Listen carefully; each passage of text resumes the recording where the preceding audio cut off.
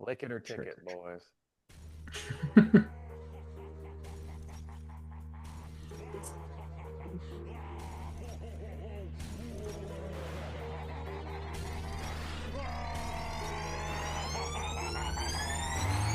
Yeah, we straight chillin', serial killing, pre-cold villains on the mic, got you reeling. 5-star rated from the floor to the ceiling. If you catch a 1-star, no time for feelings.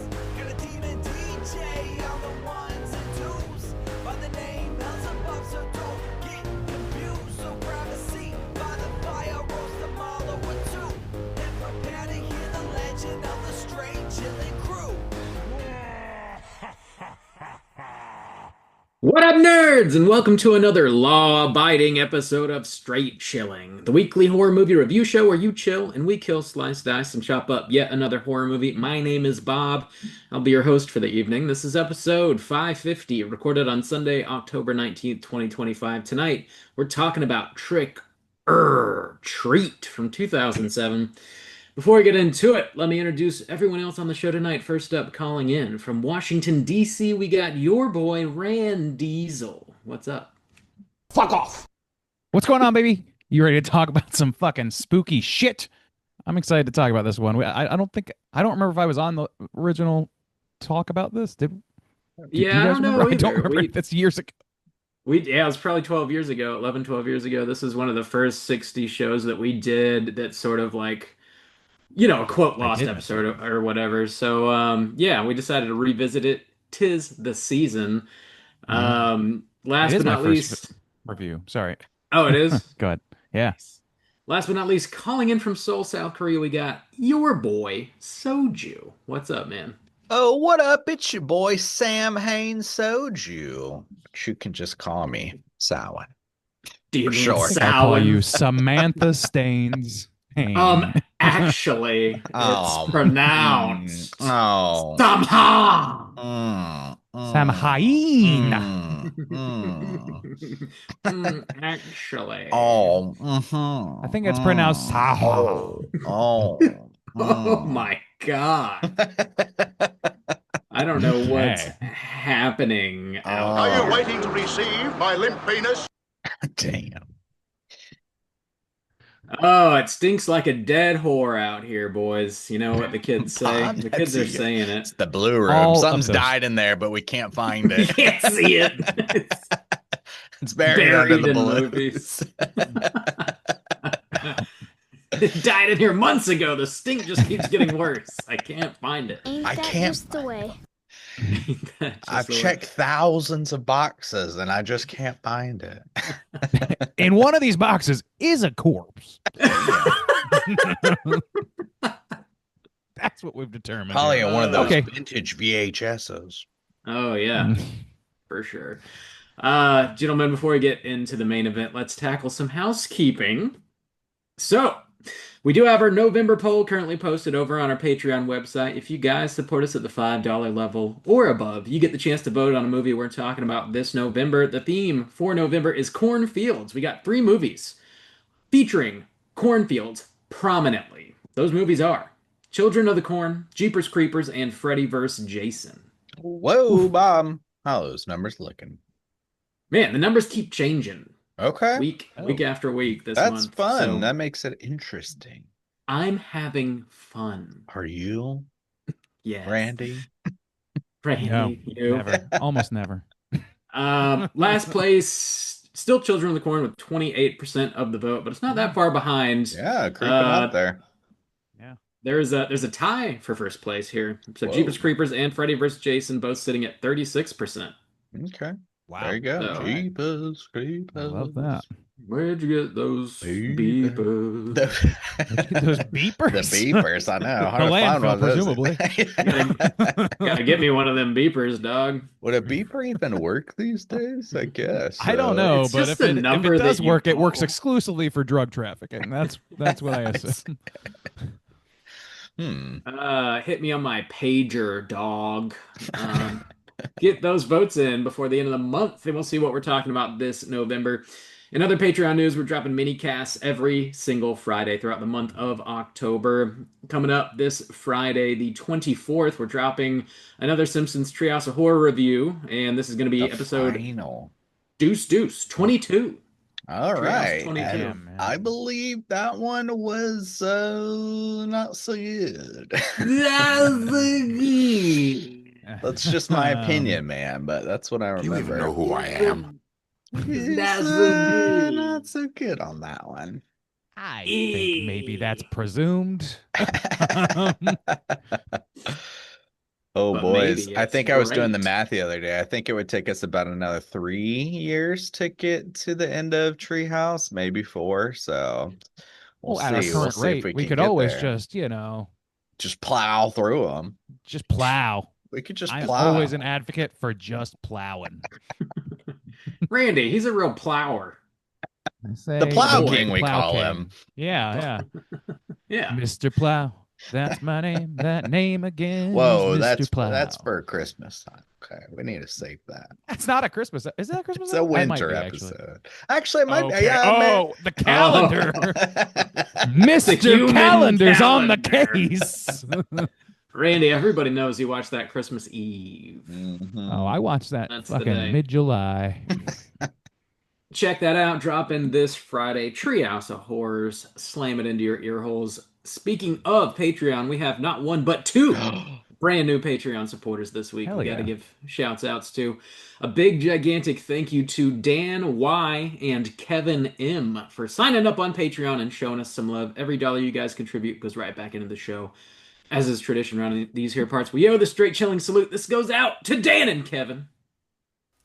Slap my ass. Oh, God. Oh. Slap me in the ass. Oh God. Slap me in the In. ass. The ass. In it. Inside of it. Get In in it. there. Just get right up in there and slap away. And a happy Halloween it is. All right. Yeah, thanks guys so much for the love. We really do appreciate ya. Last bit of news, we got to play a special little clip regarding our 5th annual Chilloween party for the very last time. Randy, why don't you roll it? Oh my god, limited edition bump. Oh, hi there. It's me, Sexy Dracula. Once again, the straight chilling crew made me an offer that I just could refuse. But I did not want to deprive you of me, Sexy Dracula. So I'm here to tell you about the Straight Chilling's 5th annual Chilloween party on Friday, October 24th, 9 p.m. Eastern Standard Time. There will be a surprise film screening with commentary and drinking game, a costume contest, and horror trivia hosted by everyone's favorite spider monkey, Caitlin from Plug It Up Podcast. All you have to do is sign up on the Straight Chilling Patreon at any level, and you're invited to the sexiest graveyard smash of your life. Be sexy this Halloween season and come chill at Straight Chilling's 5th annual Chilloween party on Friday, October 24th at 9 p.m. Eastern Standard Time. Dost thou want to live chilliciously? Sexy Dracula out!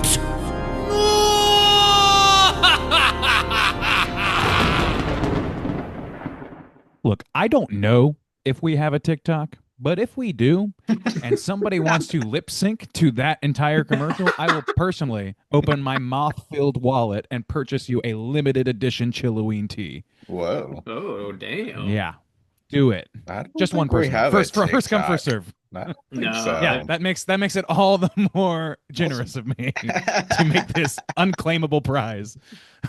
I see. Yeah, that's I know that's our last time. That's Sexy Dracula's heading Sexy- back to the old casket, you know? Yeah.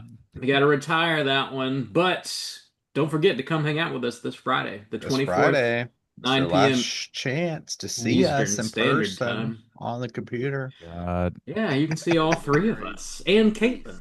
You can see us.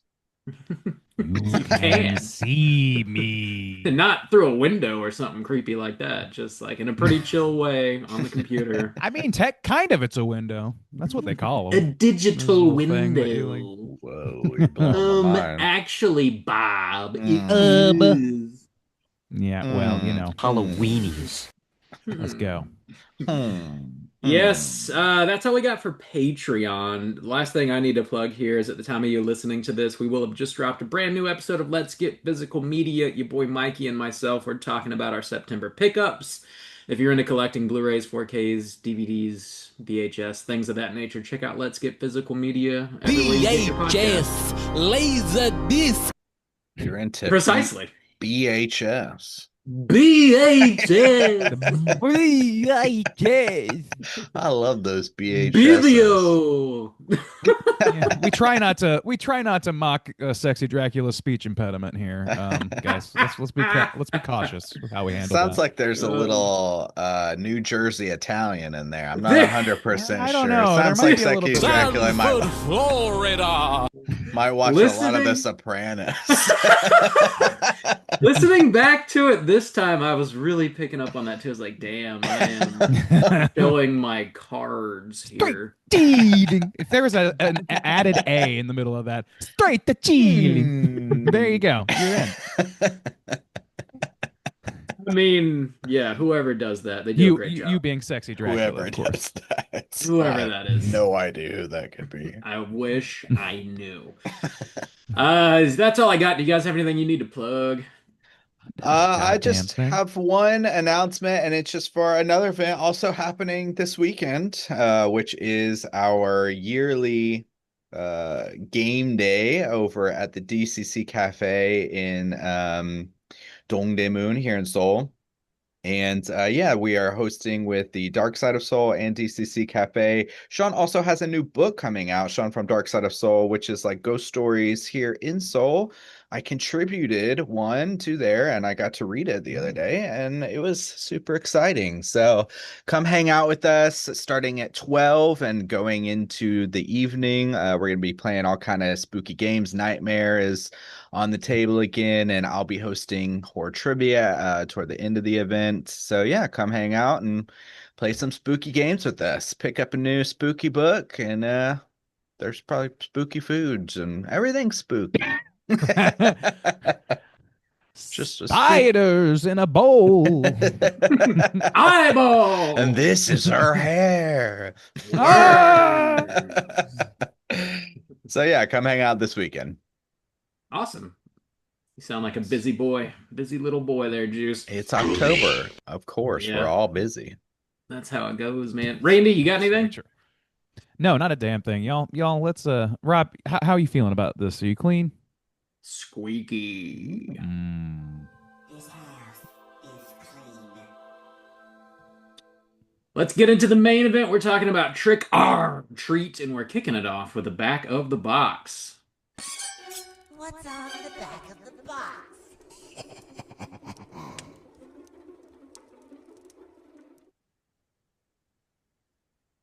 Bob, Bob. how many of these boxes do you have? Bob. Bob. Hey, How many Bob. Put Bob in that boxes? position is like, do I wait to be interrupted? Bob is. Do I? Come on, ask me. How many boxes do I have? Ooh, Just that looks like a this. clean box. Ooh, Just this that's a one. good You only looking- have one? You don't have the DVD anymore? No, I think I got rid of it, gave it away or something. But yeah, Bob, okay, Trick or that treat looks on clean 4K. though. That's an approved purchase. yeah. Soju it's- approved. That's okay. That's how you upgrade. Bob. Approve of me. I know you've been waiting for it. It's taken a Yes. long time. Yeah, Arrow Video put this out on 4K last October, and it's got some really sick art and loaded down with bonus features and stuff, and it's still available, really easy to find, so you can buy it on Blu-ray, 4K, you can stream it, it's everywhere. Trick or Treat, check it out. Yeah, that looks really Um, cool. It's from 2007, rated R, with a runtime of an hour and 22 minutes, written and directed by Michael Dougherty, starring Dylan Baker, Quinn Lord, Lauren Lee Smith. Who else is in this? Anna Paquin, Brian Cox is in this, Patrick Gilmore, Leslie Bibb, some other lovely folks. Plot synopsis brought to you by IMDb is as follows. 5 Halloween stories, which are: a principal has a secret life, a virgin is looking for her first time, a group of kids pull a prank, a woman who loathes Halloween does not respect the rules, and finally a mean old man meets a demonic trick-or-treater. Gentlemen, dude, fantastic.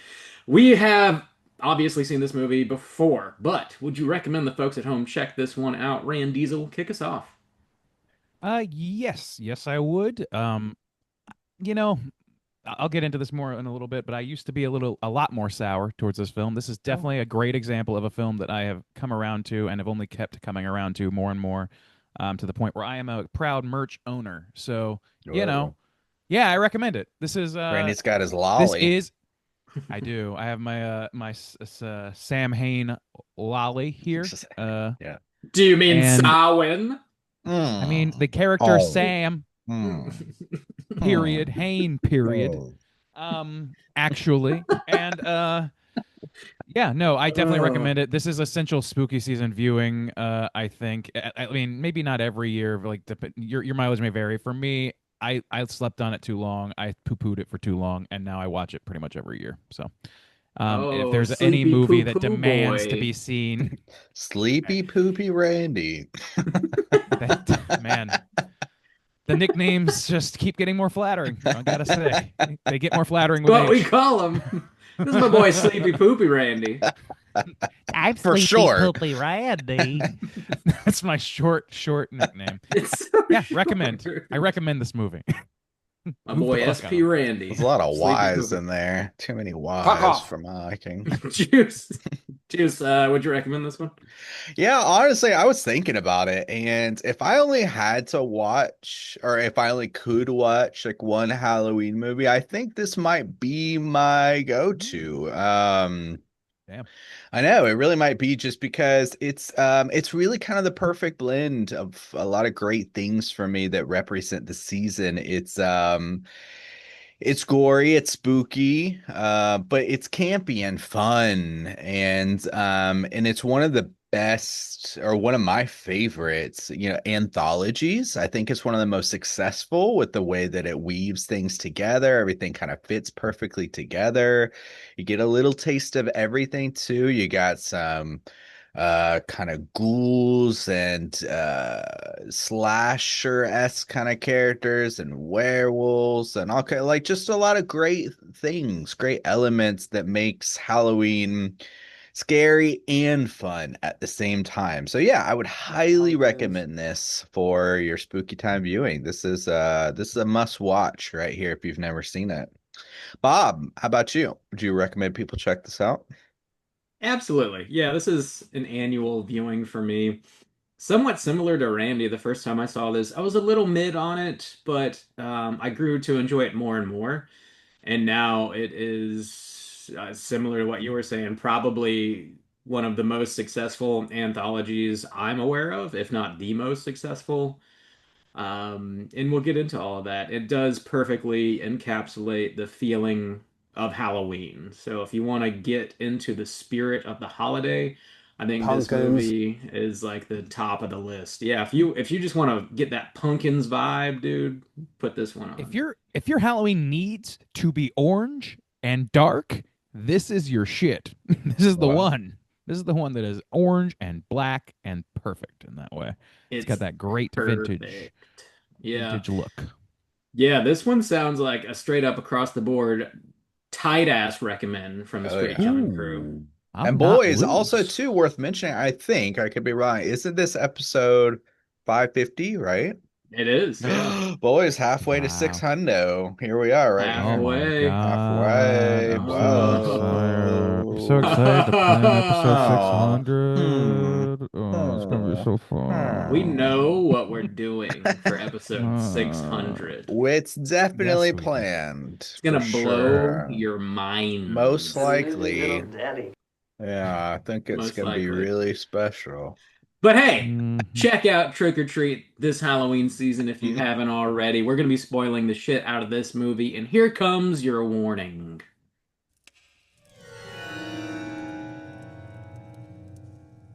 Spoiler warning.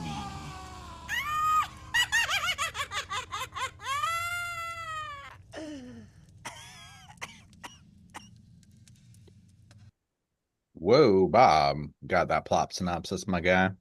Whoa, Yeah, how jeez. we get this one is weird because like it is an anthology, but they're all kind of like, Interwoven, they bounce interwoven around. together. So how Yeah. did you want to do this? Just like a regular plot synopsis or piece by piece? Yeah, I have it typed up like as the movie flows and Okay. bounces back and forth. So I was just going to kind of read through all of them, and we can, talk about them however All they right, come let's up see what naturally. ChatGPT has to say. Then let's see. Let's take a gander.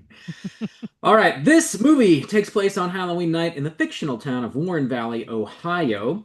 There are 5 different tales told in a non-linear fashion that overlap and intersect. They all feature a short trick-or-treater in an orange costume named Sam, who appears to be upholding the various roles of the holiday. The movie opens up with Emma and Henry returning home from a Halloween party. Emma blows out the jack-o'-lantern and begins taking down the decorations before midnight against her husband's advice. He falls asleep on the bed and wakes up to find his wife has been murdered and turned into a Halloween decoration herself. Then we see a young pumpkin smasher named Charlie stealing fistfuls of candy. When Principal Wilkins catches him, he offers him a candy bar and lectures him on always checking his candy. Charlie pukes an insane amount and dies, and as it turns out, Wilkins has poisoned him. He takes the corpse into his backyard and buries him under a tree, almost getting caught by his grumpy old neighbor, Mr. Krieg. Wilkins and his young son then turn the severed head of Charlie into a human jack-o'-lantern together. Next, we see a group of teenage trick-or-treaters collecting jack-o'-lanterns. They meet up with a socially awkward, Halloween-enthused Rhonda. They all go to the abandoned rock quarry, where Macy tells the urban legend of the Halloween school bus massacre, in which a bus driver is paid by several parents to drive a school bus full of mentally disabled children off a cliff into a quarry and kill them. The bus driver obliges, but one of the kids intervenes, causing the bus to go over the cliff with the bus driver still in it.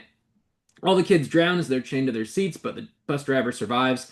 The kids end up going down into the quarry with the intention of leaving 8 jack-o'-lanterns as tributes to the 8 kids who died that day.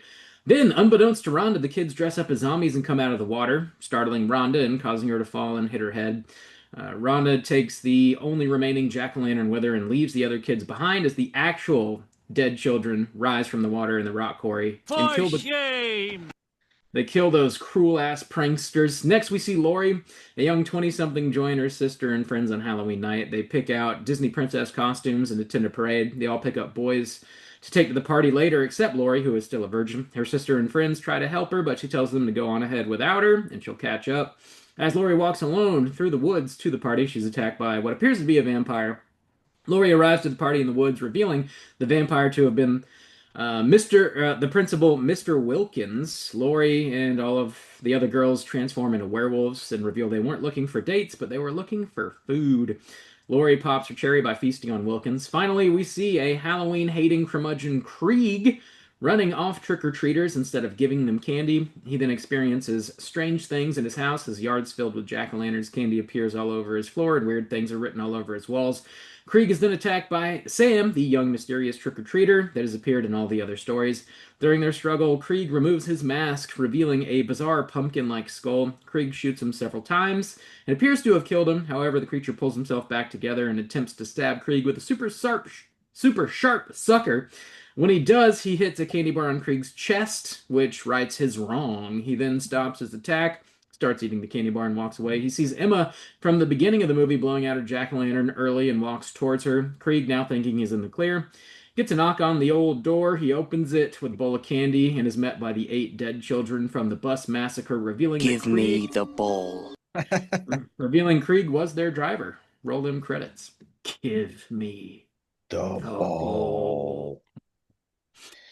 Yeah, Yeah, trick or nice job. treat. Here we go, boys. Yeah, and even I guess they even tease a little bit of the vampirism. I forgot about that Mhm. with his teeth or I whatever, mean, even though he's not a real it might as well vampire. be a vampire for Yeah, a good portion of the Yeah. that's movie. true. Like, Yeah, it's treated as a vampire That as a mislead, and it works as a vampire scene, the one in the especially with the back wrap alley. up of the with the werewolves too. That's a fun little Hmm. tie in yeah. together. Yeah. That You were gonna say character something? of the principal, Mr. Wilkins, something that I hadn't really thought much about watching it this time. When they go down into his basement, they linger on the wall that's like covered in Halloween masks. And I was wondering if he like each Halloween he goes out dressed up as something different and like maybe he Different only kills monster. people on Halloween as a different monster each year. Yeah. Yeah, Possibly. that'd be cool. That Yeah. would make sense. And that's like that's one of those things where it's like you don't need to know the answer to that, but it's kind of Yeah, nifty but to it's think cool about. to think about. Yeah, But I'll it tell kind you of made what, me Dylan more Baker. I'm interested sorry. in the character. Yeah, go ahead. Yeah, Dylan Baker Like kills it. Dylan Baker does such a great job in this movie, and he's one of those character actors that you just know by face. Like I Mm. remember seeing him. He was gonna be the original Lizard in the Spider-Man franchise. That's the first time I think Oh, I noticed him. He was Peter's whatever professor. biology Yeah. teacher Mhm. professor in Spider-Man 2, I think. You're right. But he's in a bunch of stuff like including Happiness, which I've not seen, Revolutionary Road, Selma. Those are the ones that he's best known for according to IMDb. And like I'm always happy to see him. Like I love a good character actor, and like this is kind of his standout in my mind. Like I don't know that I've seen him in a role that gets this much meat besides Whoa. this. And Pun intended. yeah. That's a great way of phrasing it, I think. Extra meat. Yeah, but Mhm. I love I like that he works his way into like two of the major segments, at least three really, if you want to count Krieg, which I do because you're seeing the other side of the Yeah, coin true. there. Yeah. Yeah, yeah. I mean, if there's anybody besides Sam who can stake a claim to owning this movie, it'd be him. Yeah, true. I think. Yeah, I also love the there's a lot of sort of like rug pulls, like a lot of misdirection in this Mhm. movie. And when you think he's had it just had enough of his shitty little kid and you think he's It's gonna gonna kill him, kill and him. then Yeah. turns out they're carving this other kid's head into a jack-o'-lantern. And then you realize like he's teaching his son how to be a serial killer, which Hmm. is another like Yeah. fucked up layer to that character. It's really interesting. Well, and his son I is dig it. dressed And up like him, so if they ever, I Yeah. know they always talk about teasing like a, some kind of sequel or something like that, but if they ever did, then that is a thread Yeah. that they could always pull from or whatever. But yeah, I always like that, Charlie Brown is an asshole. I love that kind of line. That's really fun. Yeah, he's got a fun story, especially to the bodies in the backyard. That's such a, neighborhood folklore-esque kind of vibe, the Yeah. principal, he's got Poltergeist, the some, yeah, he's birds. got Yeah. some Yeah, kids in his the backyard. That's principal's got cool. kids buried in his backyard. Yeah, Yeah. that is true. Like it's all folklore and uh what like urban legendy. Urban And that's legend, the thing yeah. about this Totally. movie that I Yeah. really do like. It's like it's taking those things and it's very much seeing them through. And I'm assuming, and I think this was a comic book at one point, So right? Am I right it about that, Brad? is, yeah, I've got it here actually. It was a movie Whoa. first, and there's I Oh, was believe it? three issues of this. So the first comic book they put out is just the movie in comic book form, and then the other two are basically just anthologies operating in a similar way, but not necessarily in modern times. They kind of bounce all around Nice. throughout Okay. history, and so yeah, they're pretty fucking cool actually. I'd recommend checking them out if you're into that sort of thing. That it's surprising to me that this like can't predated the comic book because it feels like, especially with the intro sequence being what it Yeah. is, like They the title make sequence and stuff, they're clearly aiming for that aesthetic, and I think they Oh yeah. kind of nailed that because all like it's very genre heavy, it's very visual, and it's also like interweaving these sort of like bite-sized like short stories, which is essentially what a comic book is, right down at its core, like an individual comic book that is.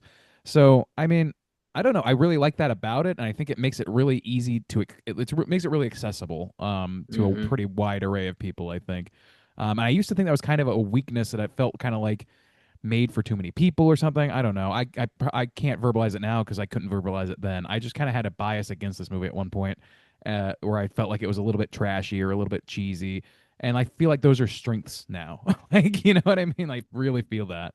about this whole franchise, and a lot of that comes back to like the approaching of it from a sort of graphic novel, comic booky lens, bite-sized chunks, slightly interwoven, not too aggressive about it, and just like Yeah. making each story count for itself, you know?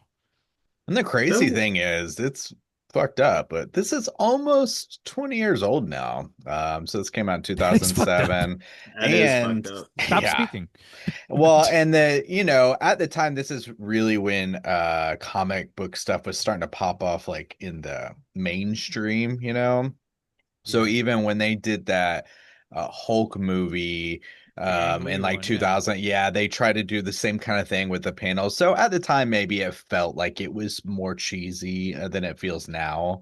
But I do think Yeah. that they pull it off well, and it helps drive the time because they have the little thing sometimes it says earlier and later and stuff like that. And it's got that kind of little comic booky look as well. And then the intro and the way they do the opening credits and stuff. So I like it. It's really cool. And it's cool to know that they eventually did make it into a comic book style story. And I think it works really well. It just, again, the anthology aspect of it. This is like one of the few anthologies that's able to kind of put all these pieces together in a way that feels like it flows, and each piece kind of matters because even the couple from the beginning, you see them several times throughout with the werewolf story with the girls trying on their costumes and stuff like that, and then later with Wilkins when he's got his date and he like drops her off or she like runs out for help, they run into them. So yeah,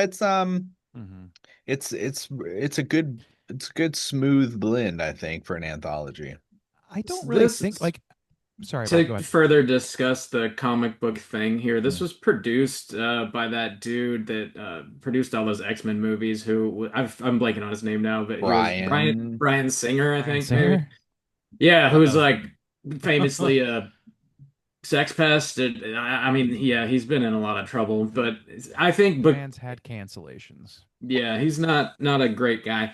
But this was produced by him. I think he had worked with Michael Dougherty on some other things, and I think because he produced this is why you had the likes of Anna Paquin and Brian Cox in here, because they were both in those X-Men. They were, movies. yeah. Yeah, X2. totally. That's a good one. Yeah, That is so I mean probably that's the best one. Yeah. that definitely did this movie a favor, getting some pretty some names in here. And I did look into the status of the sequel on this, and last year Michael Dougherty was talking a lot about it, and he said they had a script finished they were really happy with, and the storyboard is finished, and they're just having trouble getting the funding because it's a horror comedy, which typically is just difficult to get money for, and B, he said he's unwilling to change what it is at its core, which is this like non-linear storytelling. Like he yeah. wants to keep that going, and I guess maybe some studios aren't down with that either. So. I am very surprised to hear that he is struggling to find funding for that. Like, People love this The movie. Strangers got a trilogy, for God's I sake. know, man. Jason Blum exists. Right. That's Yeah. the whole reason that Yeah. that fucking studio is respected at all is because it Damn. gives money to people to fulfill their visions. Yeah, and that seems very succeeds on that basis. strange. I That was is thinking strange. about this honestly, and I was like, yeah, I feel like a sequel would come out and it would very much feel like not like a legacy sequel, but some of the long It's inherently overdue risky. sequels that just are like a kind of at the end of, kind of like a Beetlejuice. That's what I was kind of thinking of, honestly. Yeah. That Well, kind of vibe. I think he wants to do kind of what they're doing with the comic books, where like you're not going to see repeat characters or repeat stories. It's That going to would be potentially best. bounce throughout time, and yeah, I think that I would be really best too. Actually, approve of yeah, that. As long I could see Sam being throughout. Is that Of course. I would absolutely, yeah, assume yeah. Sam, because he's kind of that's one thing that we can talk about later is like the use of Sam in this movie. But as far as like sequels go or whatever, I'm no secret we're inherently skeptical about sequels to these kind of movies that are very self-contained and just don't need a sequel. They don't need it, but it is encouraging when the like creative force behind it is unwilling to compromise any part of it, and that's what it Yeah. sounds like.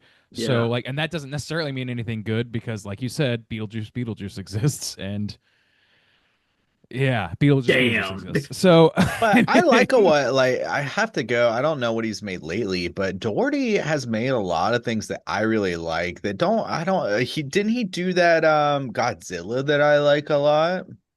I'm pretty Yeah, sure he he- did. let's see. Yeah, was like my the- favorite X2 Godzilla. A good one. Krampus, which I Yeah. like. Yeah, Godzilla Krampus vs. is- Kong, yeah.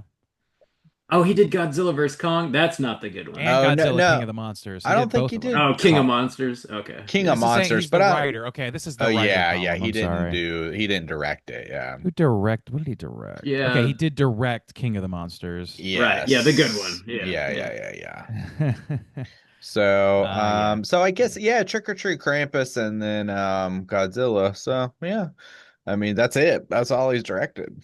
Good stuff. He's Kind of Yeah. across the apparently board, there's like yeah. 3 Trick or Treat shorts from Yeah, 2011 and 2012. Do you know anything about this, Bob? Oh no, I don't. I know he made some earlier animated shorts before the movie was created, and I This thought is that's not what you were animated. talking about. Interesting. No, this is I'm not like sure about that. 2011. There is Trick or Treat Easter Candy, Trick or Treat Making Friends, and Trick or Treat Snowman the following year. It sounds like they're like holiday yeah, tourism. Easter. Cool. Okay. Yeah, Hmm. I have not heard or seen these. I wonder where they exist. Well, that's good to know. Anyway, but yeah, like so inherently a little bit skeptical of sequels and stuff. Maybe Yeah. those will change my Being- tune in this case. Being But that an this was anthology like is a little easier too, like generally speaking, in terms of creating more content, as VHS has kind of proven. Sure. Even though that is handled very differently. Yeah. I was gonna say, being were this saying is like something, his baby, like something that he's been thinking about for a very long time and is inherently very into Halloween and wanted to create this sort of like mascot of the holiday that was kind of lacking. I think I would trust him making a sequel. Just I'd be all for it because he's clearly into it and unwilling to compromise his vision like he was in this first one, and I think it's very successful. And him writing and directing, I think is great because like the screenplay on this thing, the way they are so interwoven like seamlessly, like you don't feel lost or confused or like thrown off throughout the course of the storytelling. It's just such a great way, I think, to put an anthology together where you don't have this sort of unnecessary wraparound Mm. that like may or may not work. And like Well, it yeah. just feels like seamless in a way that a lot of Well, anthologies that's don't. the thing. It does seem seamless, and like this one in particular, like not just because of the way it's interwoven, but because like it uses setup and payoff for everything, which is not something that's true about like say Creepshow, which is great in its own right, but Yeah. it has the Crypt Keeper or whatever the fucking character's name is to wrap things up and to say, oh, here's this and that was great. Here's this. There's none of that. There's also no VHS wraparound that's like, oh, here's why they're watching a tape, or in some cases, like the most recent one, just random interwoven, interspliced short.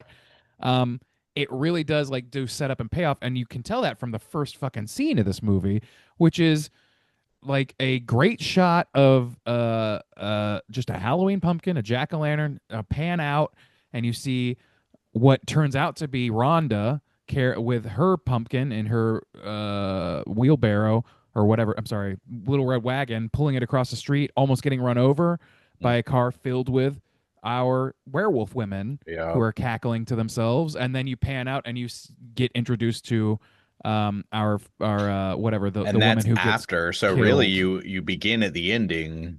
You do, and Yeah, exactly. You set that's all that cool. up. You understand that Rhonda is almost hit by a car because her Traumatized. glasses are lost, and she's traumatized. And the women are not paying attention because they're werewolves and they don't give a shit about human life. They're just out having fun and enjoying their meal, basically. Like, it's great. It's fucking really good. It's really good storytelling, and it doesn't. It's on a. It's in a. An anthology does not demand that. They just chose to make it all work seamlessly like that, Yeah. and it's a fucking great choice. Well, and they all have little pieces of each other. Like even in Rhonda's story, at one point she like looks up and she goes, "Oh, werewolves or whatever, but it's Yeah. before you Yeah. know that the girls are werewolves. So that's really like a cool aspect of it. Mhm. So even with time and everything, You because see of course, Wilkins and Krieg interact. Wilkins when he's going to the house and the dude gets tackled inside his house, and yeah, they all just have little And pieces the of kids in each the other bus. worked in. Yeah. That Yeah, ties and in the with kids in the Krieg. Like bus, it yeah. all like is informed by other parts of the movie that otherwise might be unrelated. And in the middle of all of this, at all times, you're getting visuals of Sam, who is Mhm. just like a great iconic look of a character Mhm. who just kind of shows up and you're left wondering what his deal is throughout most of this movie until you get it's just great foreshadowing because like ultimately he is like intended to be the spirit of Halloween, and he is present for all of these very fucked up Halloween stories, and then gets his own story where he like his motivations are both revealed and like and adds context to those previous interactions that they had with him. It's great. It's really really great. It is, but I was thinking about this. I think a much weaker movie would have made him an essential piece every time, Mhm. because we get him in the beginning and then we get Yeah. him at the very end. But even then, he's not the force that ultimately kills that guy. He lets him live. And I feel like a weaker movie would really be pushing that, like he's punishing people who disrespect Halloween and he's coming out to get you, and we're creating this new iconic kind of character. But they don't, like the kids on the Shit can school happen bus outside of him. get the kids, and they get what's his name? Krieg is what is his Yeah, the name? old guy. Yeah, the old guy Krieg, and Wilkins kills somebody, and Wilkins gets killed by the werewolves, and That would have so made it very one-dimensional. Yeah, I'm glad yeah. they didn't do that either. Yeah, because this movie It's a very good thought. much, it's just it's got so many different like subgenres woven into it, and it feels like it's like this rich-ass tapestry of like all the things that we love throughout the genre, funneled into this one Halloween-ass movie, and there's this like specter just observing, and like all Yeah. he really does is when somebody breaks one of those Halloween rules, then he intervenes, but only then. Otherwise, he's just kind of watching stuff go down and enjoying himself, I would assume. I And totally agree. I love how the movie starts off with like that like old school black and white footage that I believe they made for this. I don't think they found it, where it's like going over the rules of the Yeah. holiday, and they set it up right from the get-go. Mhm. And then you've got that awesome payoff at the very beginning and at the very end, which, speaking of the very beginning of the movie, those two people coming home late at night from a party, drunk, and the lady just starts taking down Halloween decorations. Like, who would do that? This just seems so fucking bizarre It's to me. so ridiculous. I don't like that. Here, that's one thing that, like, as much as I like that intro as well, like, one thing that I think soured me the first few times I watched this movie, first couple times probably, was just the idea that, like, they're presenting these rules as if they're very, very established, and a lot of these rules aren't. Like the idea that the jack-o'-lantern Yeah. candle is what protects you from, Sam or from whatever. That's not something that really exists, but it's the movie treats it as that. Well, I I- mean, the original purpose of carving the jack-o'-lanterns was for that, is to keep To the scare spirits Not in back. modern parlance, though. Like it's not But not I common, think that's and I pretty don't. common. Oh, no? Okay. Maybe I'm wrong, but like I've never known that before this movie. I do know that Oh. now. I do know that that is something that was like part of the tapestry back in the day or whatever. Yeah. I didn't know that at the time, and I felt like it was invented for this movie. I think that's part, like whether or not it was, it actually doesn't matter because it just felt invented because it was not something that in my modern view was true. And I was like, okay, well they're creating rules to be broken so that people can get red shirted, basically. And I don't think I agree with you. Like I think it's very arguable and probably more true than not that it is something that was set up like way back in the past when this thing was Yeah, like invented, when carving your pumpkin was the ancient invented. Celts. They didn't Yeah. carve pumpkins though. It was like Turnips. yeah. Squirts, right? No, Yeah. turnip. Or I think turnips. turnips Turnips, okay. specifically. Yeah. Vegetables. But then, let's yeah, I think it became an American tradition to carve the gourds because they're bigger and easier to deal with. and easier, yeah. We're And they're smart. hollow-ish. Yeah. Innovation. That's what We America's were all smart. about. But yeah, I mean, I think that's a great idea to bring that rule into this movie. Also, the rule of checking your candy and how Sam uses the razor blade candy bar to go after Yeah. Krieg. That's a lot of fun. That's a modern mythos, and I appreciate that's the sort of thing where I appreciate that immediately because I understand the context of that inherently having grown up when we did, and that being a thing that people passed around the fucking the urban legend of it all. The urban legend that we know now that informed some of this.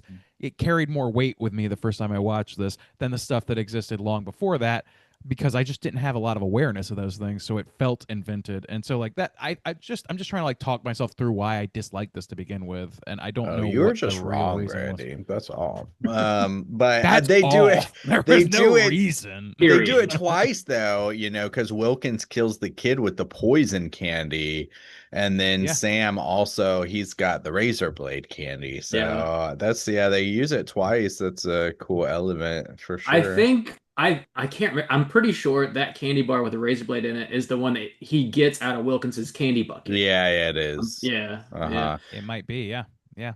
The Holly Ho. So it's all Had tied that piece of together. merch as Yeah. well. I love that shit. Also Wilkins, like, scaring the kids off and not giving them candy is another rule. That's the rule that he breaks, and that's why Sam goes after him.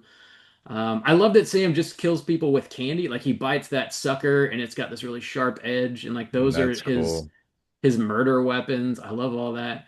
Also, just like whenever the reveal of his face is like terrifying and also a little goofy, like when you see it, it's this weird Yeah. blend, It should be goofy, but the camera, like the like wide angle that's suddenly introduced, is so jarring, and the scream is so high pitched. Yeah. It works really nice.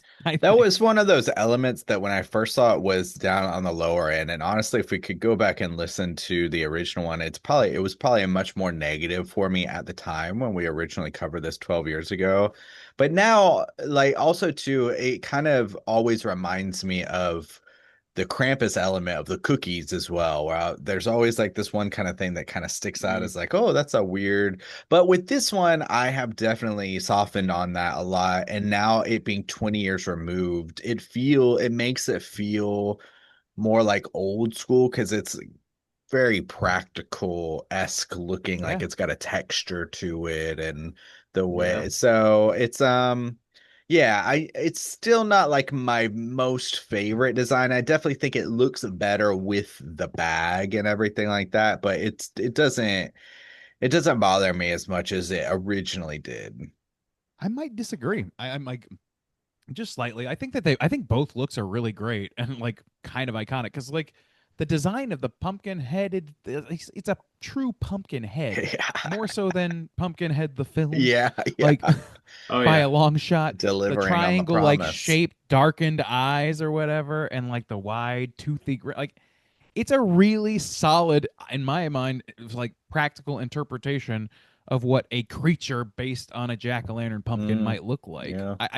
I'm really taken with it. Like from a like the design logic is there, and it is also, like you said, mercifully not done with CG, or at least excessive CG. I think that like the footage is treated, but I don't think that it's clearly a mask or a puppet or whatever.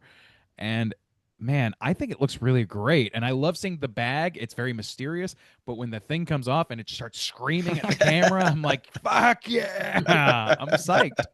And when he gets blown up and all the pumpkin guts come out, like that's awesome. Yeah. That's so fun. His hand great. crawling around with the Yeah, pumpkin with the guts hanging out. pumpkin It's guts. great. It's He cool. doesn't have innards. He has pumpkin guts. Guts, yeah. That's awesome. Krieg saying, love "You that. gotta be fucking kidding me!" Like it's such a Yeah. perfect response.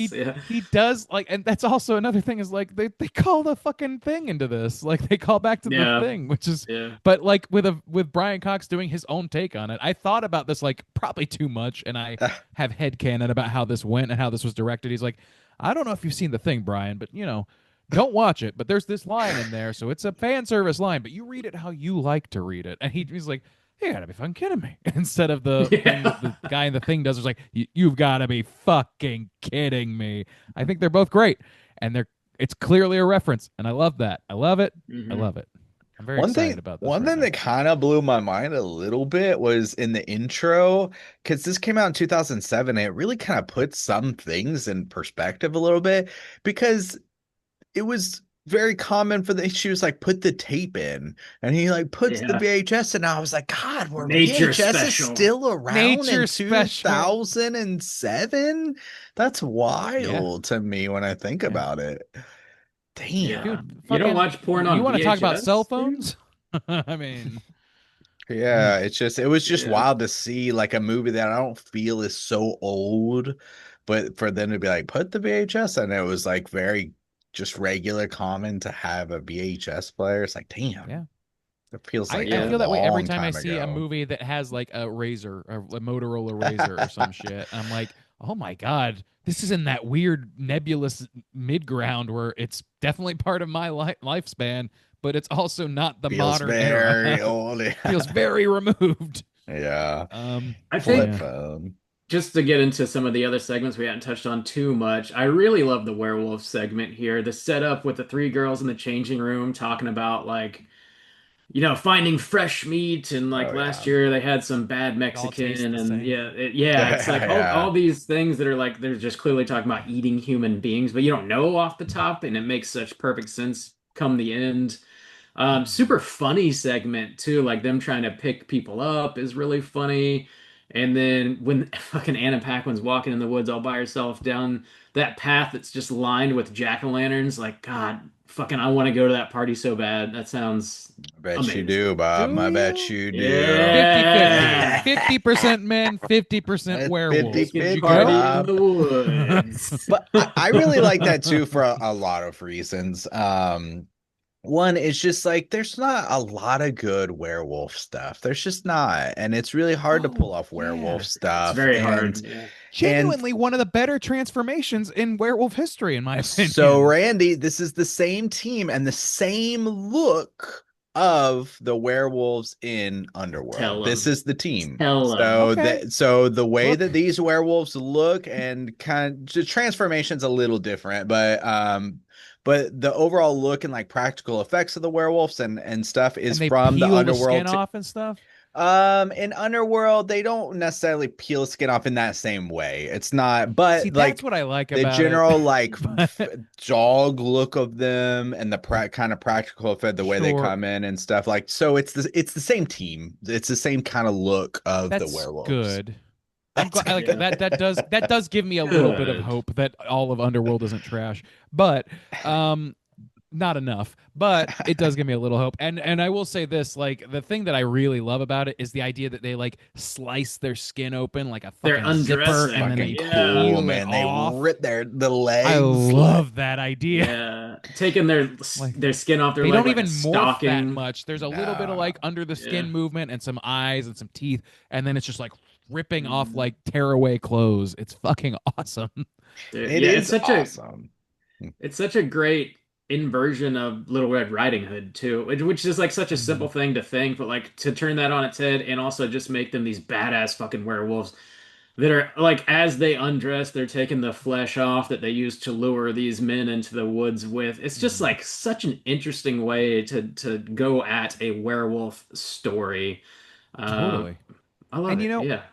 that the like the Little Red Riding Hood thing about it, like I never like I knew she was dressed as Little Riding Hood, and I understood like there's a play They happening even here. said this But what I tradition. didn't notice is that it was a this is the first time I really heard them talk about like, oh no, it's your first time, so it's a tradition that you dress this way. As Riddler. I didn't really take that, and I like that's fucking brilliant. Yeah. That justifies something that would otherwise be just like a aren't I clever sort of thing, and it actually made it clever.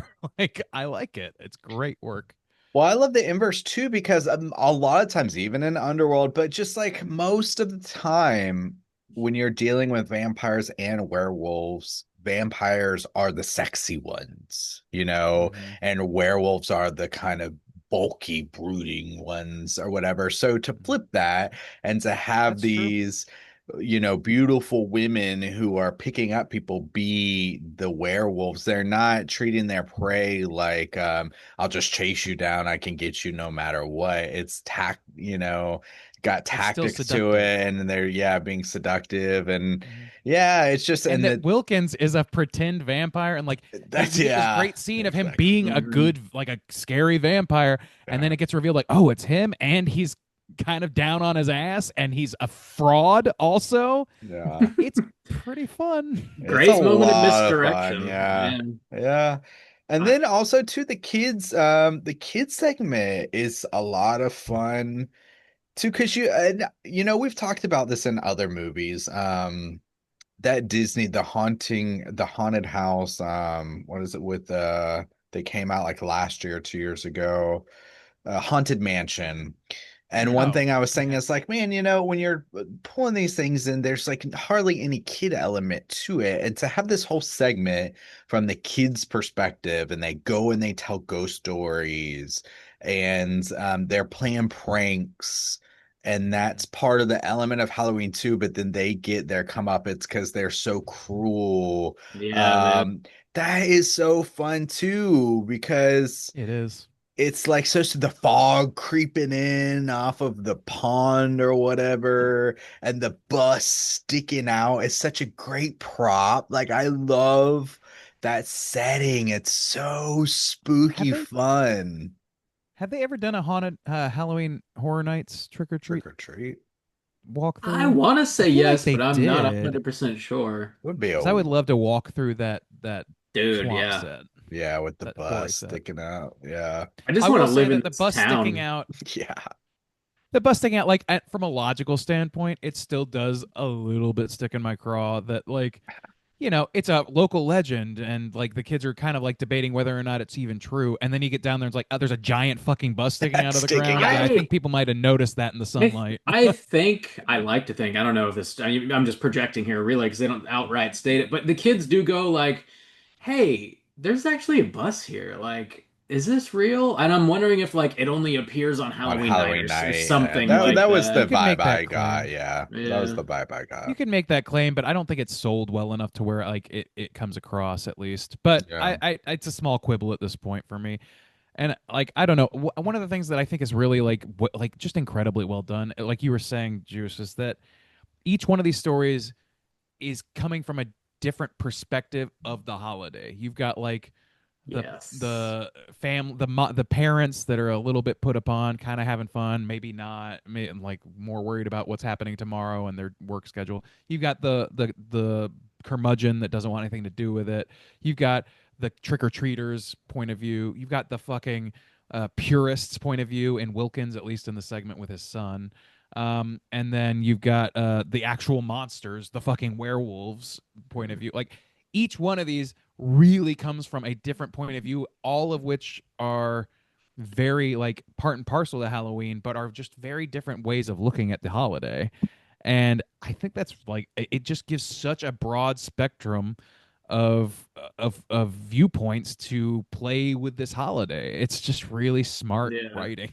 It shows the like the how children interact with the holiday, how teenagers interact with the holiday, adults, like young adults, and Yeah. even like old curmudgeons. Like you've got the fun trick-or-treating, jack-o'-lantern carving, you've got the pranks and the spooky folklore, you've got the people dressing up in sexy costumes trying to get dates for this fun party. And then you see like the adults even having a party, like with the cat mom shaking her ass at the kids and asking if they want a drink and That's shit. totally Marge, right? We talked about this when we were talking about the most recent Treehouse. I was like, oh, they did a trick or treat reference, and you're like, I don't think it's trick or treat. I'm Yeah. pretty sure it is. It I could have don't been, remember or what it could have your- been a coincidence. She's dressed up as a cat. She's drunk. She's Oh. dressed up as a cat, and she's overly sexual to the guests who show up at the door. I mean, I don't think it's an intentional reference. I think mean, it it's could be. I don't know. I think that a cat costume is like the most ubiquitous, Right, yeah. sexy woman costume outside they from had- maybe Witch. if they had a dude dressed up in as a A hot, hot dog, dog. but I have fucking to a go back pig, and watch. Yeah. then, yes, yeah. if there's a hot dog fucking a pig, cornhole in a pig, and It that nailed scene of The it, yeah. Simpsons, I love that element then of you them like you feather in your being cap. so freaked out about She like asked what's them- going on. She tries to give these children, not teenagers, definitely children, alcohol. She does. And like, for what purpose? She's being like weirdly sexual about it, trying to offer them alcohol, and gets really pissed when they She's say, clear "No, we just like want they're candy." it's her teacher or something. Right. So What the fuck? I don't I know. won't tell. It's like, what the fuck? Yeah, I don't know what's going How on. that's that woman. Thank God we didn't get What her are you segment, kids, 'cause it would be X-rated squares? and very awful. Take a Awful? beer. Awful. Yeah, that shit is so funny though. Which is another thing I wanted to touch on is this movie is such a successful anthology, but it's also an extremely successful horror comedy, and like both of those things are so difficult to do, and then to merge them and do them both incredibly successfully, I think is fantastic. Man, this movie's very funny throughout Yeah, the whole yeah. thing. It's pretty Um, funny. Yeah, it's fucking great. It represents the holiday so well on all Really those levels that we does. just discussed. You You know, can laugh. You've got your spooky shit. It's campy, Your but in folklore. just the right ways. if I Yeah. was to really identify the thing, one of the things that is just like, since we've gushed over this movie quite a bit, one of the probably the only thing that really doesn't sit right with me still is just the kids in the bus segment, because it's like playing with like disabled kids and stuff like that. It feels a little bit more poor taste than I would like, even though ultimately they kind of like divine justice intervenes, but I don't think it's I don't know. I think it's reasonably well handled, but it's still very touchy and it feels a little delicate for my tastes. It's so like my least I'm favorite always segment. a little bit I'm always Because a of little it's bit one of the on that ones- one. The ones I was thinking about that actually this time around, and the one thing about it is like we're talking about all these elements, and it's maybe because they play a lot of things in the campy realm, or like, oh my god, you've got werewolves, you've got this pumpkin head type thing. So they do. It's almost a little bit like when we were kind of talking about VHS, and there's this one segment in there that's sandwiched in between the goofiest little ones heavier where it's than it needs really heavy. And when you Yeah. actually like hyper focus on it, when you're just like, okay, this piece in itself, like it is actually handled well and it's like done well, but because it's sandwiched in with these kind of other things, it almost heightens the uncomfortability of it a little bit. But I mean the way they're describing it, and it's from the kids' perspective too, of like, oh, the parents, they were all like, they just couldn't take it anymore, and like the kids are on the bus and stuff like that, and then they get his ass. Yeah, I mean, It's the one but yeah, true it's- tragedy in the film, It honestly. is, Like, yeah. everything else is divine justice, and they ultimately get theirs, but it's posthumous. It's like Mhm. they're basically kind of like bit players that are made to be scary, and they're disabled kids. So it makes me Yeah, very it's- uncomfortable, and it's just it's very sad. conceit. Yeah. You know, like, It's dark. I It's don't like love- quite it's quite, dark quite, in a quite movie that dark. otherwise Very, mostly very. isn't. Yeah. Like, Yeah, So, I mean, yeah. Krieg does get his comeuppance, and like the kids come back and get him. So like it is. I like their guess it costumes. ends well. I really The like their costumes are costumes. incredible. Those are Yes. clearly based on like yeah, old those school pictures. yeah, the aesthetics of it are incredible, and that helps they're smooth so it over a little cool. bit. They're so Very fucking spooky. cool. They're so Yeah. fucked up Yeah. looking. Yeah. Yeah, Yeah, it's that those is- fucking classic Yeah. images you get of like 1930s Yeah. costumes and shit that are clearly like paper mache handmade or whatever. They're Which fucking in a spooky way- as It's shit. fucking terrifying. Which in a way kind of also helps smooth it over a little bit for me, because it's like, oh, this was so long ago that people were so, it's kind of like, yeah, it's almost like the Yeah. same thing of it's harder because most of the movie takes place in modern day, but it's almost like having a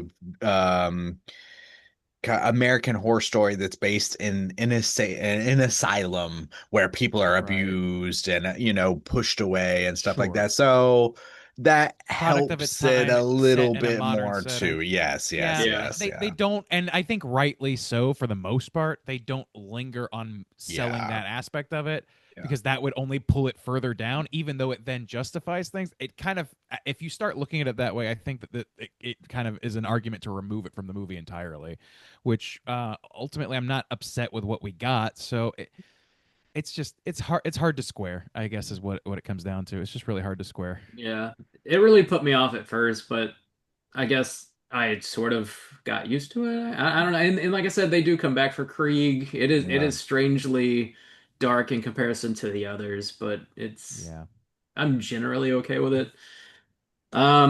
This is, I don't know. You guys have any other major points? I mean, I think we touched on all the Touched on segments. each little segment. Yeah. Just generally like the setting of this town, the small Midwestern town that just like really goes for Halloween, and they've got this huge parade Oh my marching through God, the that town, and party, that everybody dresses parade. up. The downtown. Like, That's the party I yeah. want to go to, dude. Streets are filled with trick-or-treaters. Like, put me there, That's man. episode With a marching 696 live stream. 696. Live stream from Michael Myers' old home. Oh God. We're here with the Johns. We'll have the Johns on, yeah. We're here with my boy, Mr. Rule. Ja, how you doing today? Just eating charcuterie, getting high with the Johns. Episode 696. Bum, bum, bum. I got this knife is the name of the episode. I've got this knife. Yeah, hell yeah. But yeah, There were a couple nods. This is the last thing I have here. There were a couple nods to Halloween, the movie Halloween, that I hadn't like really connected all the way through in a while. You get several POV shots from Sam walking around through his little mask. They also linger on this dude who's just like Boogeyman bullshit. that Me was too. done first in Black Christmas. Okay. People actually come to us for our Peeping Tom did it comments. first.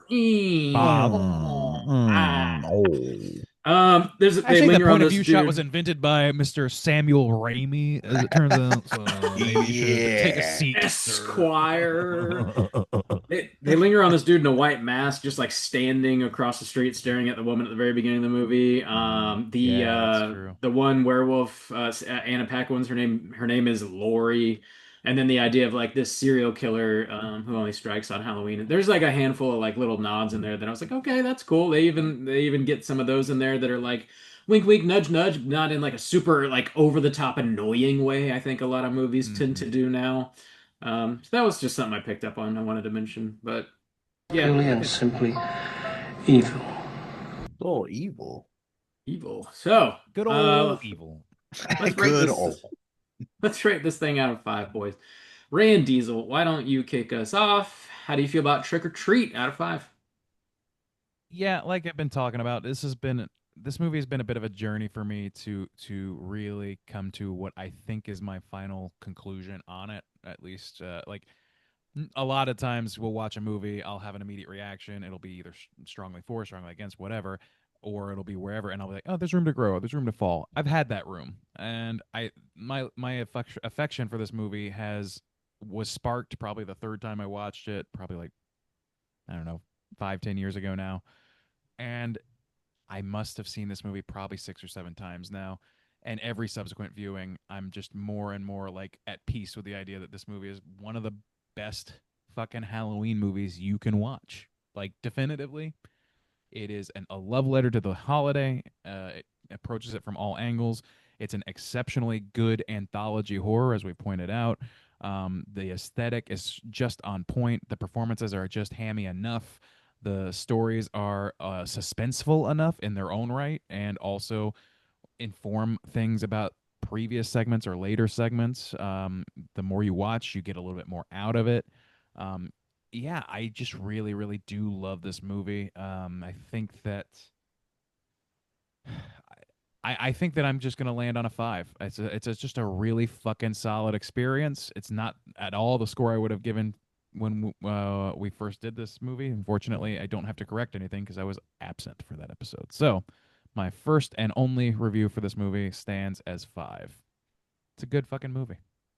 Nice. 5 from Rand Diesel. Juice, how do you feel? Yeah, this is essential Halloween watching. Honestly, I mean, maybe since I mean, I don't, I'd have to go back and listen. It wasn't my first watch when we covered this back in the day. So I've been watching this like a long time, and I pretty much watch it every year, and it's always so fun. I'm never tired of it. And I think almost 20 years removed, I think it helps smooth over a little bit of the things that maybe at once like bothered me more, because I really just love it now. And like I said, it's really just kind of the perfect blend of campy fun, spooky fun, a little bit of gory, a little bit of darkness in there. And is we've covered a lot of anthologies at this point, and it's just one of the best to just blend all these things together and to have all of these like big time spooky staples of werewolves. Like werewolves are just so hard to do, and this is just such an awesome werewolf segment. And then also these little twists on it too. This guy who's like a vampire, he's not really a vampire. And, he's also a serial killer who's teaching his kid how to do it.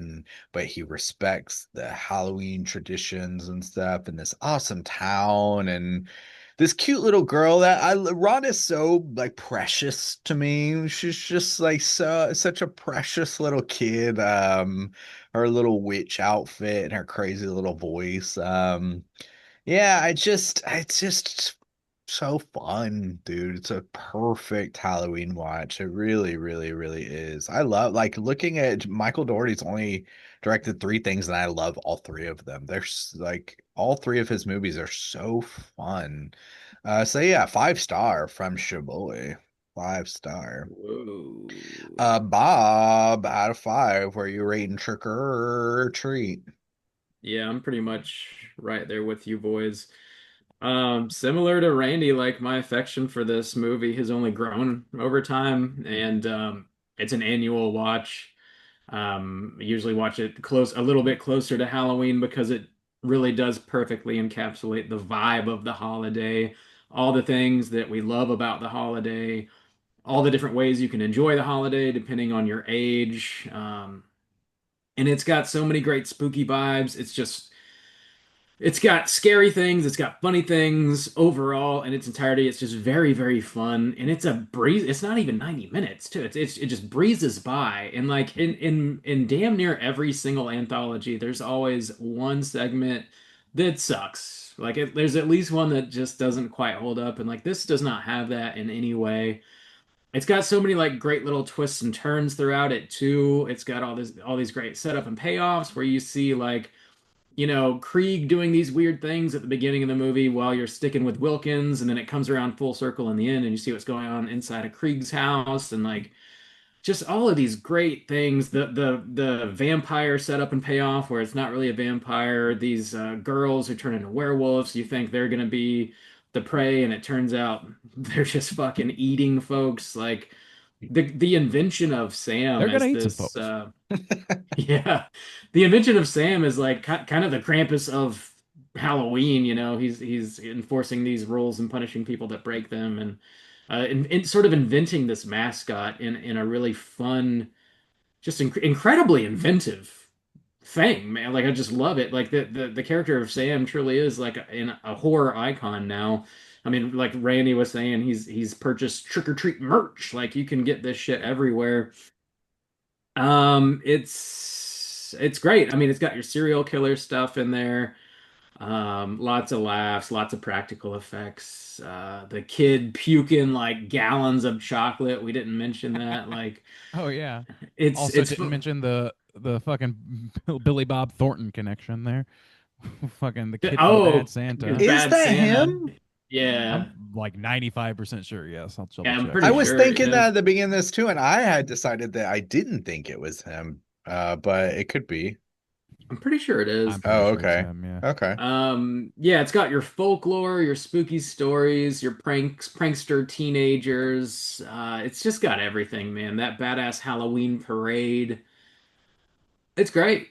I mean, you could nitpick maybe a couple things, but at the end of the day, I think this is one of the most successful horror anthologies of all time and one of the most successful horror comedies of all time. It is the most Halloween vibey movie I think to be made thus far. So it's you can't, I don't know, man. It's a 5. It's a 5 out of 5.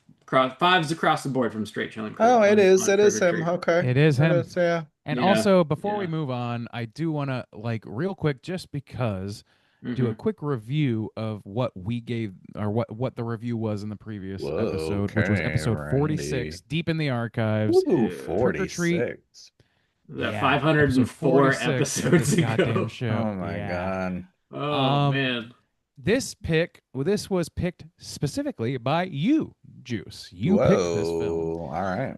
Also, you gave it a 5. Whoa. Bob, you also gave it a 5. Whoa. Drew, Ross, and Jack all gave it a 5. This Oh, was a wow. 5 across the board then. Nice. That's And you guys are wild. sitting here talking about how much your affection's grown. I'm like, numerically, no. It's Uh, exactly the same as it was. Well, I mean, watching Well, it in yeah. 2007. 12 I know. I'm just like years marveling ago. at that. Like, you guys clearly Yeah. loved it then. It's just like your critiques of it have softened, I guess. 2013, so it had been out 8 years at that point. So yeah, wow. Must already Yeah. been a solid rotation. Yeah. Love it. Wow, Yeah. that's great to hear then. 5. So it was a 5 back then, still a 5. Still holding Some strong. things just hold up. There you go. Hell Glad yeah. you got your time, Randy. I didn't remember that you weren't on that. Mm-mm. Apparently, neither did I. But now it's in the books. Here you go. Pumpkin guts. 5s across the board. Let's jump over to our Rotten Tomatoes segment and see what the critics and users have to say about Trick or Treat. Certified. All right, ladies and gentlemen, this is the Rotten Tomatoes segment of the show in which I'm going to have these gentlemen guess within the best of their abilities what the aggregate positive score is on RottenTomatoes.com for Trick or Treat. We're going to start, as we always do, with a tomatometer, aka the critics. There are 37 reviews from the critics. Juice, why don't you kick us off on this one? Out of those 37 reviews, did I say 36? It's 37. I don't know. 37 reviews. What percentage would you say are positive reviews? Ooh, this is hard to gauge with critics, honestly. I think I'm gonna take The Boys, 86. The 86 boys. Bob, how about you? Yeah, I think it's going to be relatively high. I want to take the over on this one, Whoa. and I'll go with an 88, so maybe we can tie it up. Ooh, all right. 88, good year. 87. Not an 87, I'm sorry to say. There will be no tie. There is a clear winner, and that clear winner is only 5 percentage points away from the glorious correct answer. That correct answer is 81%. Soju's walking at this Ooh, The one. Boys never let me Oh, down. the boys. They're here to play. How I love Boys, them. I'm here to appease. It's not even the same band. It is not at all, but it works Just- out. No, it does it's a really song work about out. the boys, the 86 I know, boys it that are works here to play. perfectly. That's the. We got Gotta explain the inside joke jokes to are the layering listeners, yeah. up. Yeah. I feel like all This the is new listeners accessible at home. shit. Yeah, Wow. they're listening and they're like, "What the hell, yeet?" Oh, you really fucked me there. I know I did. I snuck it in on you. Oh, Non-consensual. All right, let's move on to the poopometer, the popcorn meter, also known as the user score. 50 plus verified ratings, just 50 plus for the users. That's pretty Yeah, unusually that's low. seems for a really movie weird, this age. especially for the time this movie came out. Yeah, I exactly. feel like this would have I'm been a little prime user scores Maters. for Maters. Yeah. Prime Maters time. Unfortunately, no. So yeah, 50 plus verified ratings. Keep that in mind as you wager on your guess to what percentage are positive scores. Rob, let's go in reverse order. You're going first. reverse. I say I was definitely going to be positive here. But how positive are we going to go? I'll take an 85, please. All right, 85. The Boys Juice. adjacent. Boys adjacent. Okay. All right, like Gen Z or one of those other V. spin-off shows. Gen V. There you go. That's what it was. Yeah. Soju. Thank you for making that joke even remotely acceptable. Yeah. I think it's gonna be really close to the critics. So I'm gonna Okay. wait. You took an 85, Bob. Yeah. I'm gonna take an 80. An 80. Okay, an 80 and an 85. Juice and Rob, respectively. Let's see. There is a 13 percentage point differential here, folks. Bob, That's I think not I got small. this one. This particular film with the poopometer, the popcorn meter, the user score, gets a 98%. Rob's walking this one. That's We're like the splitting the one pot. time the numbers misled me. Wow, 98. That's awesome. Fuck yeah. Whoa. Yeah, man. It's a beloved film amongst 50 plus viewer Oh, yeah. verified Them- ratings. Them users are just skeeting, dog. Oh, Because it's a hell skeet. It's a hell I mean, skeet. That's a Dylan- yeet and ski, Bob, classic. the It's- old see it every sweet. day. Every day. You know, what choice do you have? Dylan Baker's in there. I don't know. Hubba hubba. Yeah. Trick or Treat, 98%. Let's read the critics' consensus. It reads as follows. A deftly crafted tribute to Halloween legends, Trick or Treat hits all the genre marks with gusto and old-fashioned suspense. Good old Won't gusto. disagree with a word. Gusto. It's got gusto. Get Gusto. gusto. All right, let's go over to the users and see let's go to the critics and see which negative blurbs we can read that might or might not be funny. or Neg might me with infuriate your me. blurb. Neg me with your Whoa. blurb. Mm. Heard that one before. All right, here's one from a top critic. It just isn't scary. I'd like to introduce you to the concept of a horror comedy. Yeah. Boo, boo this man. Neg me That is better. the end of the statement. That's ridiculous. Compelling subject matter that is another one. Compelling subject matter that it is, for the most part, employed to lackluster and surprisingly tedious effect. Boo. No. I reject. I reject your opinion. Boo. Everybody's got opinions are like assholes. And yours is Actually, it wrong. says here that was Mine is written right. by Randy Gandy G. Landy back in 2015. That asshole was wrong. One more. Those that have grasped its intentions have every reason to be happy with the end result.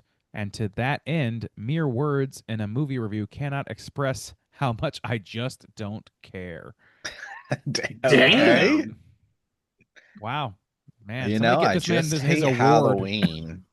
Apparently. I don't Hates fun. care. That's a fucking really compelling point of view, you know? Thank I you think for that your really speaks to the review. audience. Like, I don't know, man. I don't know. Like, okay. Yeah, why do you even write we a give very I just subjective don't- reviews, but we're pretty upfront about that. I don't know. I don't care about this film. Speaking of subjective, I heard old Shelby Oaks is coming out. Are we gonna put that one on the schedule? Boo there, boys? hiss. Yeah, we probably could. We could probably squeak it in I- somewhere.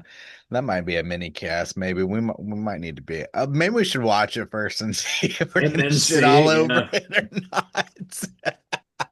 I think it's getting pretty decent reviews. Okay. I think well, so. Yeah. well, we'll see. We'll see. We'll see. We'll see. See Look, what we'll happens. see. I think it comes out. we're this going to be week. fair and objective about this asshole's movie. I think it comes. Yeah, I think this. The this feud poser- continues. This It's poser completely movie. fabricated. The one-sided feud review.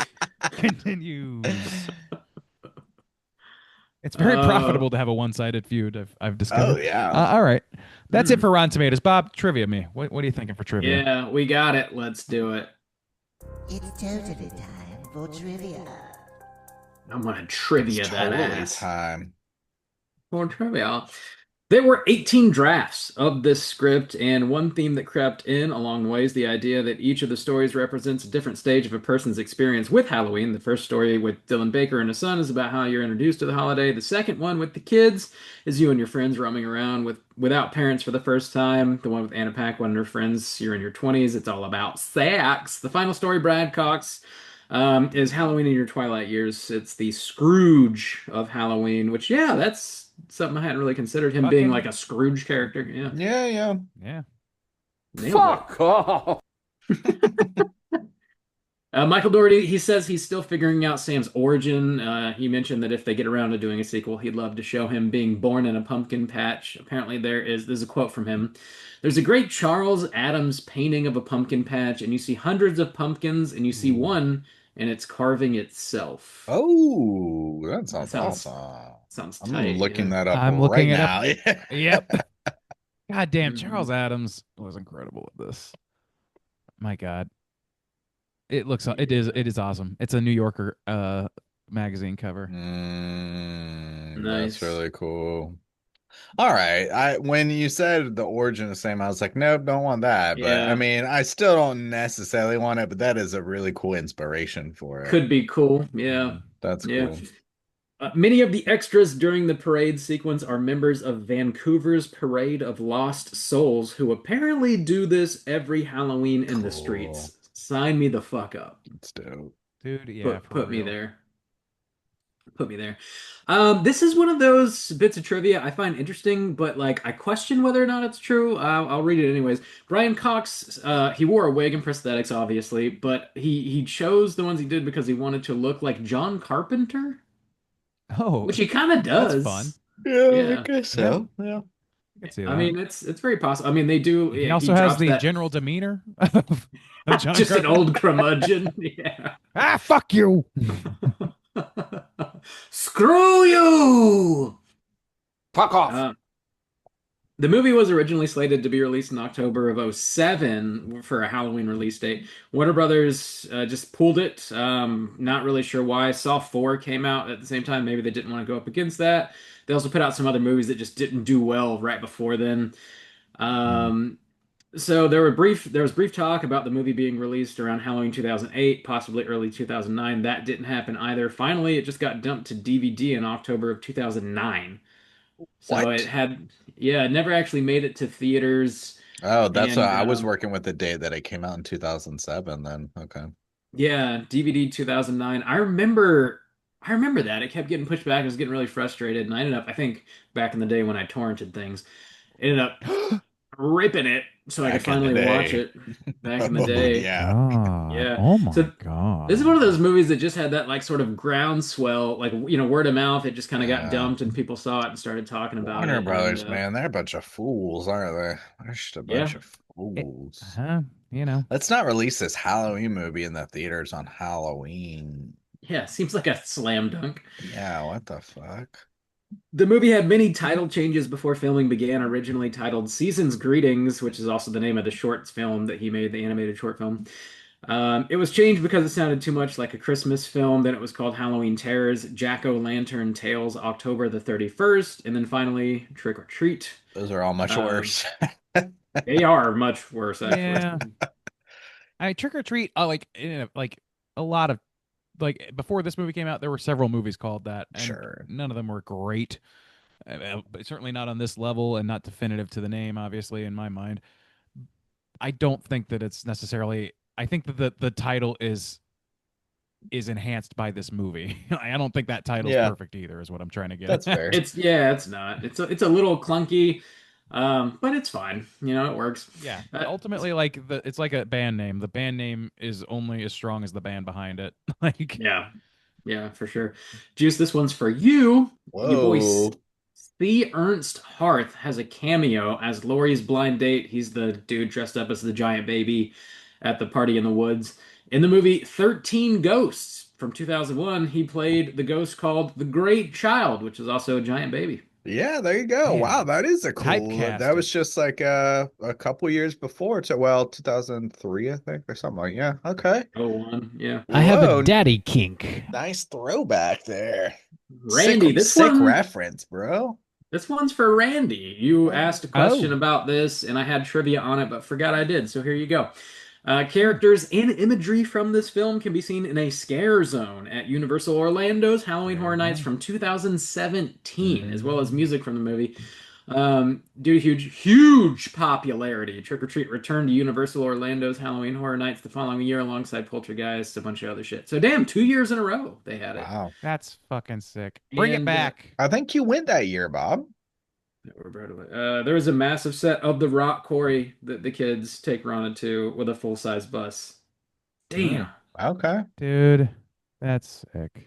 That is There sick. you go, man. Randy. So There you yeah, go. that's the one you wanted I would to love see, to have Randy. seen that. We I got to know, make I it could never ourselves get- at the Straight Chillin' Haunted House, you know? Or they could give The us old a background tour, Meet behind and the Skeet scenes haunted tour. hayride. Come We're come- influencers, damn it! Let us influence your shit. We influence a lot of people, don't you know? Oh yeah. Oh, Mostly don't you negative, know? but sometimes. Fucking juice over here. Oh, don't you know? Oh, that South Korean accent's really coming. I know. Really picking up on the lingo over there. Oh, I yeah, you know. see. Oh yeah. Yeah, that's all the trivia I have, though. So let's go ahead and talk about our cooter of the week. Straight chillin'. Cooter of the week.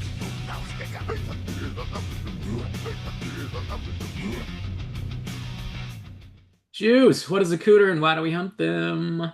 Oh. Cooter's character type in a straight chillin' exclusive.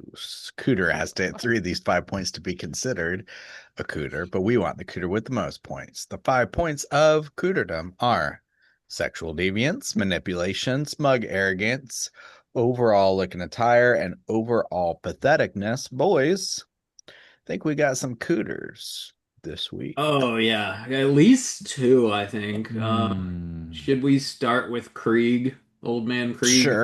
Sure. Okay, sure. Manipulation. Was it manipulation? I don't know about manipulation. Yeah, actually, Well, maybe not. well, his backstory.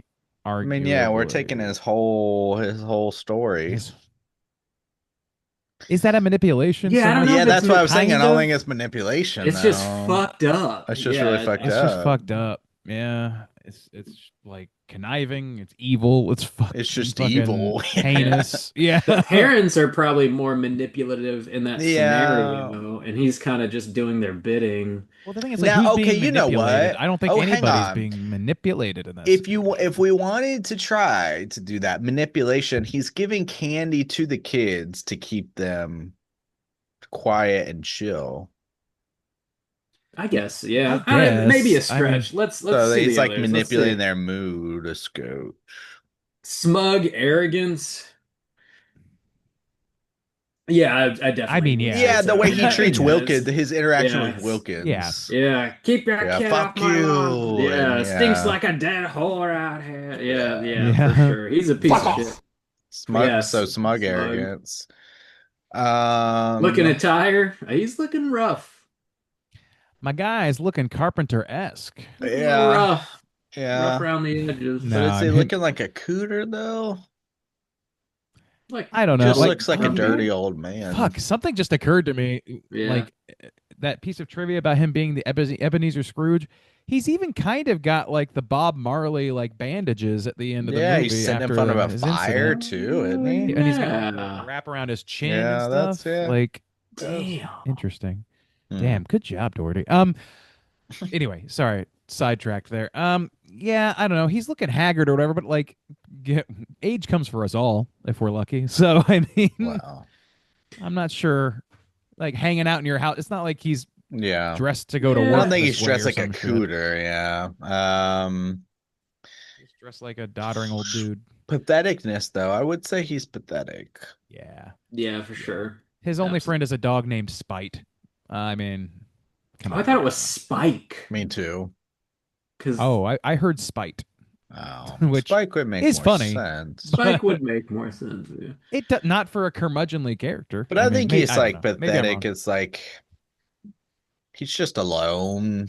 in his old house. Kind of sad, pathetic though. Not Yeah, like, It he's is. sad, Yeah, I pathetic, think yeah. But- he's or clearly it would not be if he over wasn't what such a he's. piece of shit. He's not over what he's done. He's burning those photos, and he's like trying to drink his sorrows away. We see him take that bottle of whiskey Yeah, to the he face. just he's you got know? he's actually got bottles all over Yeah, the okay, so- place. Yeah, he's old, alone, Pathetic and end sad. to a and- pretty Yeah. evil life. yeah. He did a terrible thing, and he's living Yeah. with it. And you it know? didn't even really benefit him. I mean, not that No, that's yeah, he great, just wound but up- it's just Yeah. You do enough evil shit, there's a real good chance you'll die alone.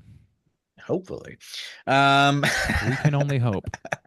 So patheticness and smug arrogance for sure. I don't think there's any sexual deviancy going on, so maybe he No. doesn't hit I enough think he's got necessarily. very- But let's Yeah. go Wilkins then. So I Yeah, think go Wilkins Wilkins. does have the sexual deviancy. Yes, for sure. Yes, I it does. think he also hits the smug arrogance, the way Oh, he yeah. taunts the kids and stuff. Well, he's a Manipulation purist with to the point- kids too, the candy. Oh yeah. He thinks of himself as like he thinks he has the role of Sam, and then he gets- Totally. you know, Yeah. like he's trying to be That's like, true. the Yeah. purist that keeps the traditions alive Yeah, at great And cost then- to those who cross it. When he meets his end, he's pathetic as fuck. What Yeah. when they're Oh, like, "What's yeah. your name, sweetie?" He's like, Steven. "Steven." He's such a Yeah. bitch. Steven. He's such a- Steven. Who are you Steven. people? He does. Yeah. He is such a bitch. He gets so Um, Jeremiah Sand right at the end. He does. He does. So yeah. So patheticness, sexual deviance, manipulation, looking attire. I don't know about that. Looks like one, a 'cause, principal, I guess. You know, He's got a kinda- very '60s principal look, But he's like, that's not also, a like- problem. in He's and like this itself. older guy trying to be this kind of sexy vampire. I don't know. Yeah, but it's also Halloween. I mean, Yeah, I mean that is kind of funny. He's like such a square dude, and yeah. yeah, we wouldn't know anything about that. Some middle-aged That's the- square dude trying to be a sexy vampire. That's the we sexiest never heard vampire of, of all never heard of time. that Oh before. man, Stanford, Florida. I mean, do you hear that voice? Come on, guys! Holy who shit! wouldn't be seduced? I gotta change my Um, panties No. if I was wearing That's- any. Hey, Uh-huh. Oh my! Got that crotchless Prada C-string on, huh, Bob? Prada. I didn't know you went Gucci. name brand. My Gucci stays on my gooch. Okay. They call it Gucci for a reason. Mhm. Yeah, I don't know. Yes, I think he's got sexual deviance. I think looking at attire, not so much, because I think he's just like it's Halloween. He's Okay. doing he's Yeah. disguising himself to be a murderer. He's a murderer. Yeah. He is pathetic, certainly in the end. I don't know what's So left. he hits What am- three: what am I smug, missing? arrogance, manipulation, Yeah. and sexual deviancy, smug, arrogance, patheticness. He hits three. Maybe not overall looking attire, and what was the other one? I'm missing one. I don't know. We've been doing Smug, this for so arrogance, long. manipulation, sexual Manipulation, deviancy, overall and looking attire, patheticness. empathy. So he hit four. So four So out the of only five. one he doesn't hit, is the looking attire, Looking attire, which yeah, is so he's- Yeah. All right. debatable. Yeah, 4-star cooter. Put him in the- yeah. Put him down. yeah. We got Anybody him. Trank him. else? Put him down. I think arguably like the werewolves. I mean, but like Well, certainly with I mean, manipulation. well, Yeah, So but they're just manipulation, sexual deviance, gotta they're seducing eat. people. yeah. I mean it's just- that's it's their an argument. natural- to- That's just their natural way. oh yeah, it's just the circle of life, man. yeah. Yeah, they're top of the just- food chain, you know. Yep. We're not cooters for eating other things. Excuse me. We're not Go cooters on, for yeah. eating cooters. I don't know where that was about. I was like, oh, okay, all right. Let's somehow move on from that. Yeah, the werewolves. I mean, manipulation, smug arrogance, sexual deviance. I mean, they're not even really doing anything sexual. They're Looking just attire, no. Patheticness, no. I think that they're like maybe low-ranking cooters, but I don't think they hold a Yeah. candle to Wilkins. The patheticness No. really sends it over. Yeah. Maybe some of the Even? kids too. The kids are very manipulative. Oh yeah, that little girl dressed as the angel is such a little shit. She is. She kind of doesn't little give a shit. Oh, what about the fuck. fucking social studies teacher or whatever with the hot dog party? That's true. Sexual deviance, Mm. certainly. Patheticness, certainly. Looking attire, I mean, the way she's acting in that attire is more concerning than the actual attire, I suppose, for Halloween. But smug Manipulation. She's arrogance. trying to No, get I kids don't know. drunk. I mean, yeah, totally. Well, that's just deviancy in general, and that's also pathetic as fuck. Lock Trying to her up. impress I a don't bunch know. of grade schoolers.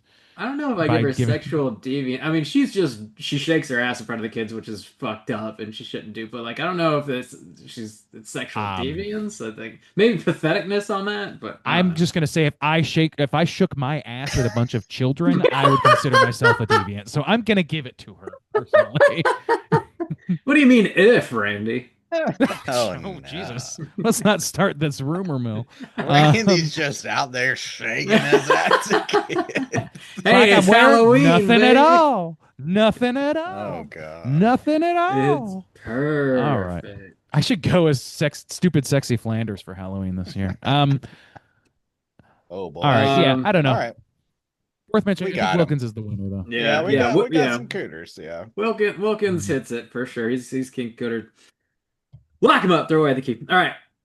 Let's skip what we've been watching this week. So we have 4 voicemails to get to. Holy So let's hit up our hotline screams.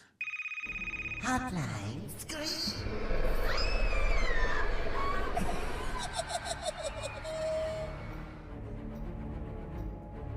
If you guys are listening and would like to call and leave a voicemail to be featured on next week's show, hit us up at 904-638-3231. First up, we're going to hear from that dude that just loves paying a shitload of money to call in and talk to us, apparently. Your boy, Nas. Let's hear what he's got to say.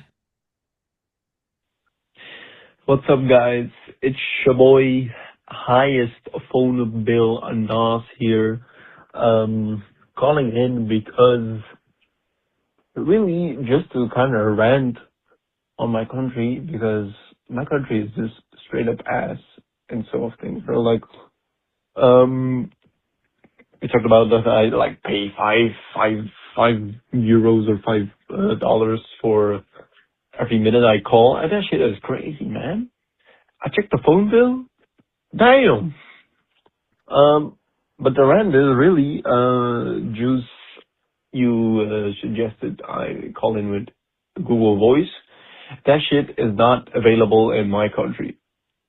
Like, Google Voice, we have everything Google. We have Chrome, we have Mail, Gmail, we have everything from Google. But Google Voice. And Google has invested like a month ago in Belgium.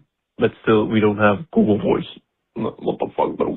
And the VPN has no use because my Gmail or my Google is set in Belgium, so it doesn't recognize that. And then for Shudder, I have a VPN. I use it a lot for everything, for like watch movies in America on Netflix. I use the VPN. But Shudder requires like a certain card that you don't have in Belgium to pay, you know. You have to have Visa or American Express or whatever. Belgium doesn't have that. We have Visa, but you have to take a loan to get a special card like that shit. And I was like, man, Belgium is so ass in that kind of shit, bro. Like, oh my god. The only good things we have is fries, beer, and fucking chocolate. The only good things we have. But anyways, I enjoyed the last episode. Juice, I did watch The Nightmare Before Christmas, so I'll follow up your advice and watch it when you said like at the end of the month. Also, Randy, I'm so sorry you had to watch Megan is Missing. That movie fucked me up as a kid, but you know. Anyways, guys, keep chilling, and I love you. Bye-bye. I think it was I always- someone on YouTube that said they watched Megan is Missing because Yeah. Randy sold it so much. Yeah, Oh, yeah. They're like, damn, Randy no. was right. I was like, yeah, well, it's you really you fucked heard up. what he They really said. sold me on that. Do not send me your fucking therapy bills. I will not accept. Yeah, that No. sucks about but dude, if it's $5 a minute, he calls in like 3 minutes and every Yeah. time. Damn, That adds up, man. Damn. damn. Man, That's like you that's- just holy shit. That's a lot. Yeah, we appreciate the love, but you know, Yeah, I mean, you yeah, you can take send a an week email. off if Yeah. you want. I Yeah, mean, it's up to yeah. you. It's on Yeah, you, it's my your guy. money. Yeah. Whatever. Also, I think we're all very qualified to speak on geopolitical matters such as the state of Belgium. So let's get into that real quick. Also, Oh. dude, you mentioned your fries and your beer and your chocolate, but not your ladies. I Oh. mean, come on. I'm sure the Belgian We've got, ladies all we've out got there is are- beer, chocolate, and women. Who would want to live here? Belgian broads. Beer cho- This country sure is ass. Oh man. But we don't, I don't know. Call get me- Shudder. Never mind. Damn it. You can't have it all, you know. You can't have it I all. want it all. I want it all. I'm looking at Uh, Belgian women right now just to thanks see for- what's going on over there. I like to go swimming with nice Belgian women. BelgianBroads.gov. What you Sir. got over there, Belgium? BelgianBroads.gov, I man. like a woman in uniform. Woman There's a with there's a power. beautiful woman drinking a beer with a little frost on her nose. I like that. though. Ooh, she's got chocolate in the other hand. That's not frost. All right. Fucking God. Randy. I mean, it's probably foam from the beer. Hey, thanks for We got a lot of calling in, voicemails. Nuss. Yeah, next up, we're going to hear from Thanks, our Nuss. boy Chris. Let's hear what Chris has to say. Hey, Straight Chillin' crew. This is Chris. I just wanted to call and leave a voicemail that hopefully it's in time for the next episode, and there's plenty of time in the holiday season before it's too late. But on Tubi, they have the Freddy's Nightmares TV series.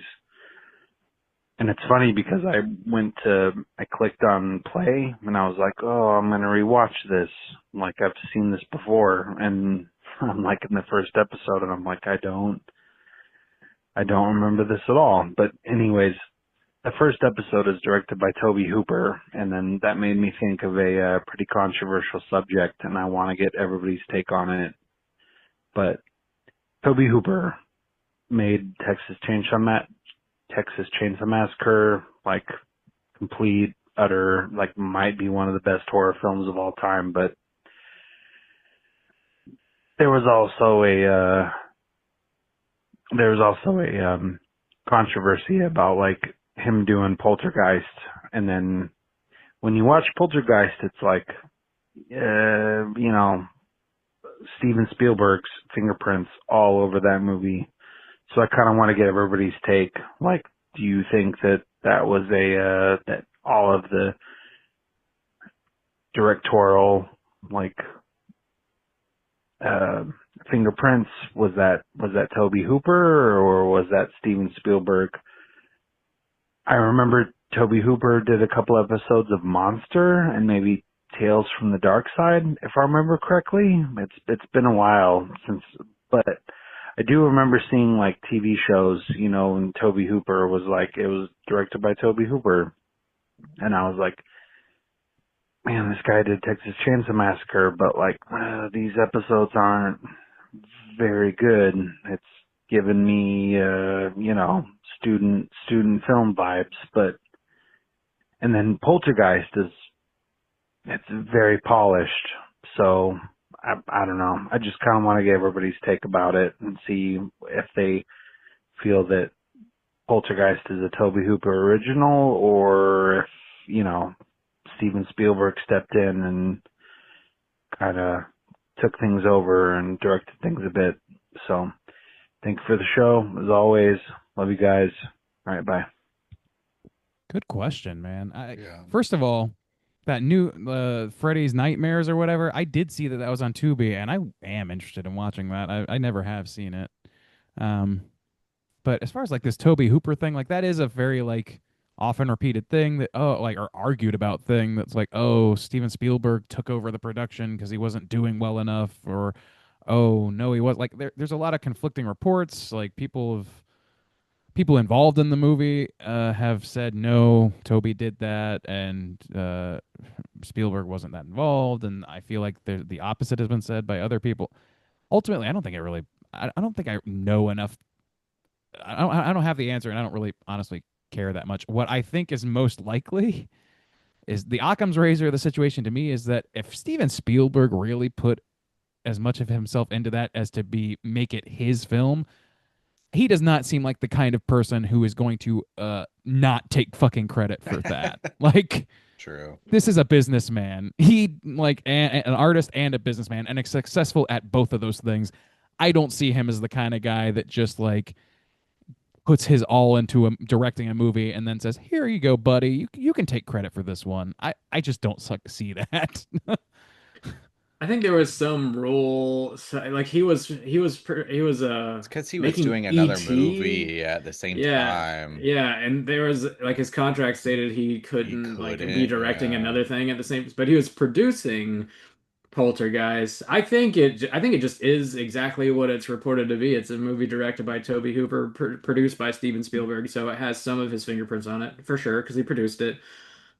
But at the end of the day, like there's a lot of like really dark, fucked up shit in that movie that I don't think Steven Spielberg would ever put in one of his movies. So like I don't know. I've seen, he's talking about some of other Tobe Hooper stuff that maybe looked like a student film or something.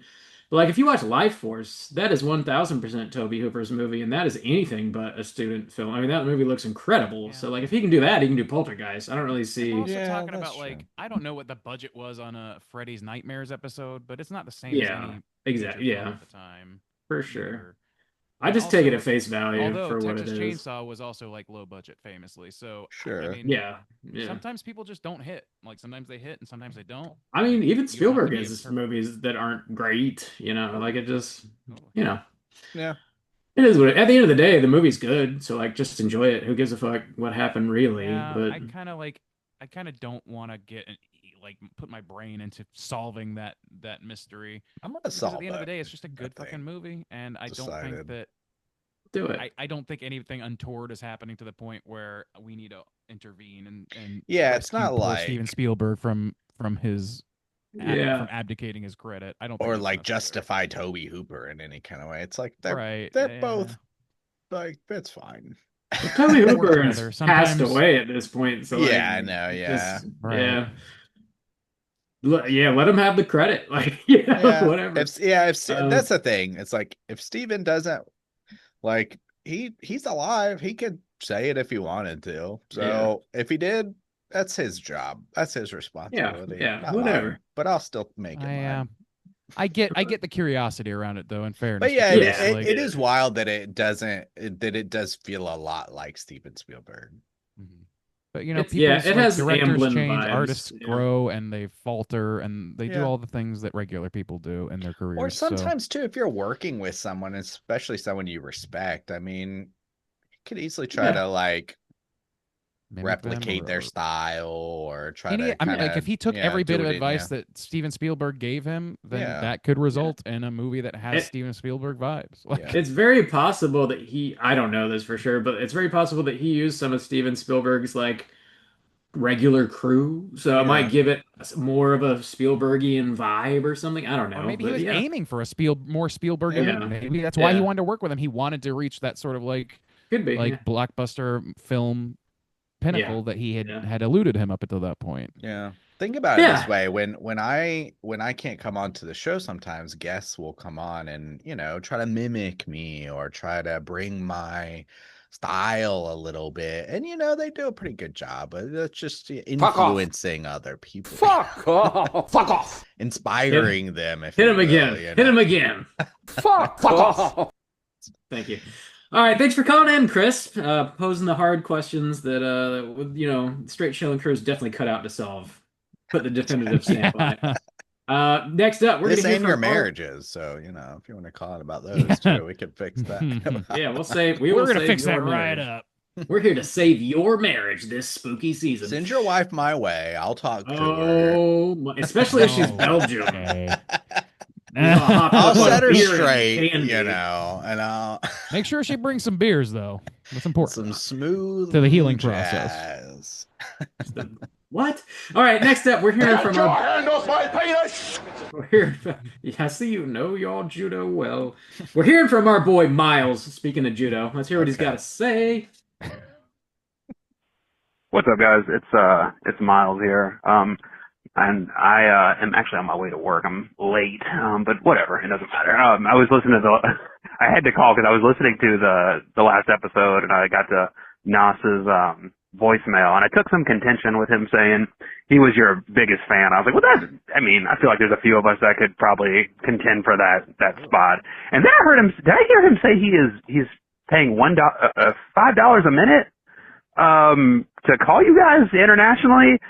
So that's roughly what, $15 a call if he calls in every week. He's like $75 to call you guys a month. I don't like you guys nearly that much at all. I mean, you guys know I love you. I'm on the Patreon. I'm not paying $75 to call you guys. So Nas, you can have that, man. You are the biggest fan. Congratulations. Damn, and here I thought we were going going to have a runoff. I We're going to be able to manipulate these people into Who giving loves us the more. most? Send me money, Yes, and send I'll be us the money. judge. We'll tally I'm it up gonna and weigh see who sends the most. the amount of money against your Money love. equals love. We all know this. So If go you loved ahead us, you'd send us money. As the good Lord once Correctly. said, money is the root of all love. And send us your roots. I accept money and nudes, so I'll just Belgian nudes. Fuck off. American Fuck currency. off. if you're holding chocolate or beer, that's a plus there. Well, I won't But argue with both. that one. Now we're talking. Whoa. Oh, Double man, love. yeah. Beer. Thanks for calling, Miles. We That's now awesome. know that you do not love us at all. So All thanks right. for clearing that up. Not even willing to pay $15 to call us? I mean, geez. Unbelievable. Come on. Always good to hear from you, man. Last but not least, we are going to hear from our friend Nicole. Let's hear what she's got to say. Hey fellas, Nicole from Light and Shadow here. I just left the theater from the special re-release of Trick or Treat, and it was a blast. Like most of us, I've never seen this movie on the big screen because it had such a weird release, and it was a good time. The woman next to me brought this giant crocheted Sam that she handmade, so the company was good. I always bring a sample bottle of whiskey to pour into my crispy Diet Coke, and this evening I had Buffalo Trace, half Screwball peanut butter whiskey. So I was essentially sipping on a boozy Reese's soda. It was perfect.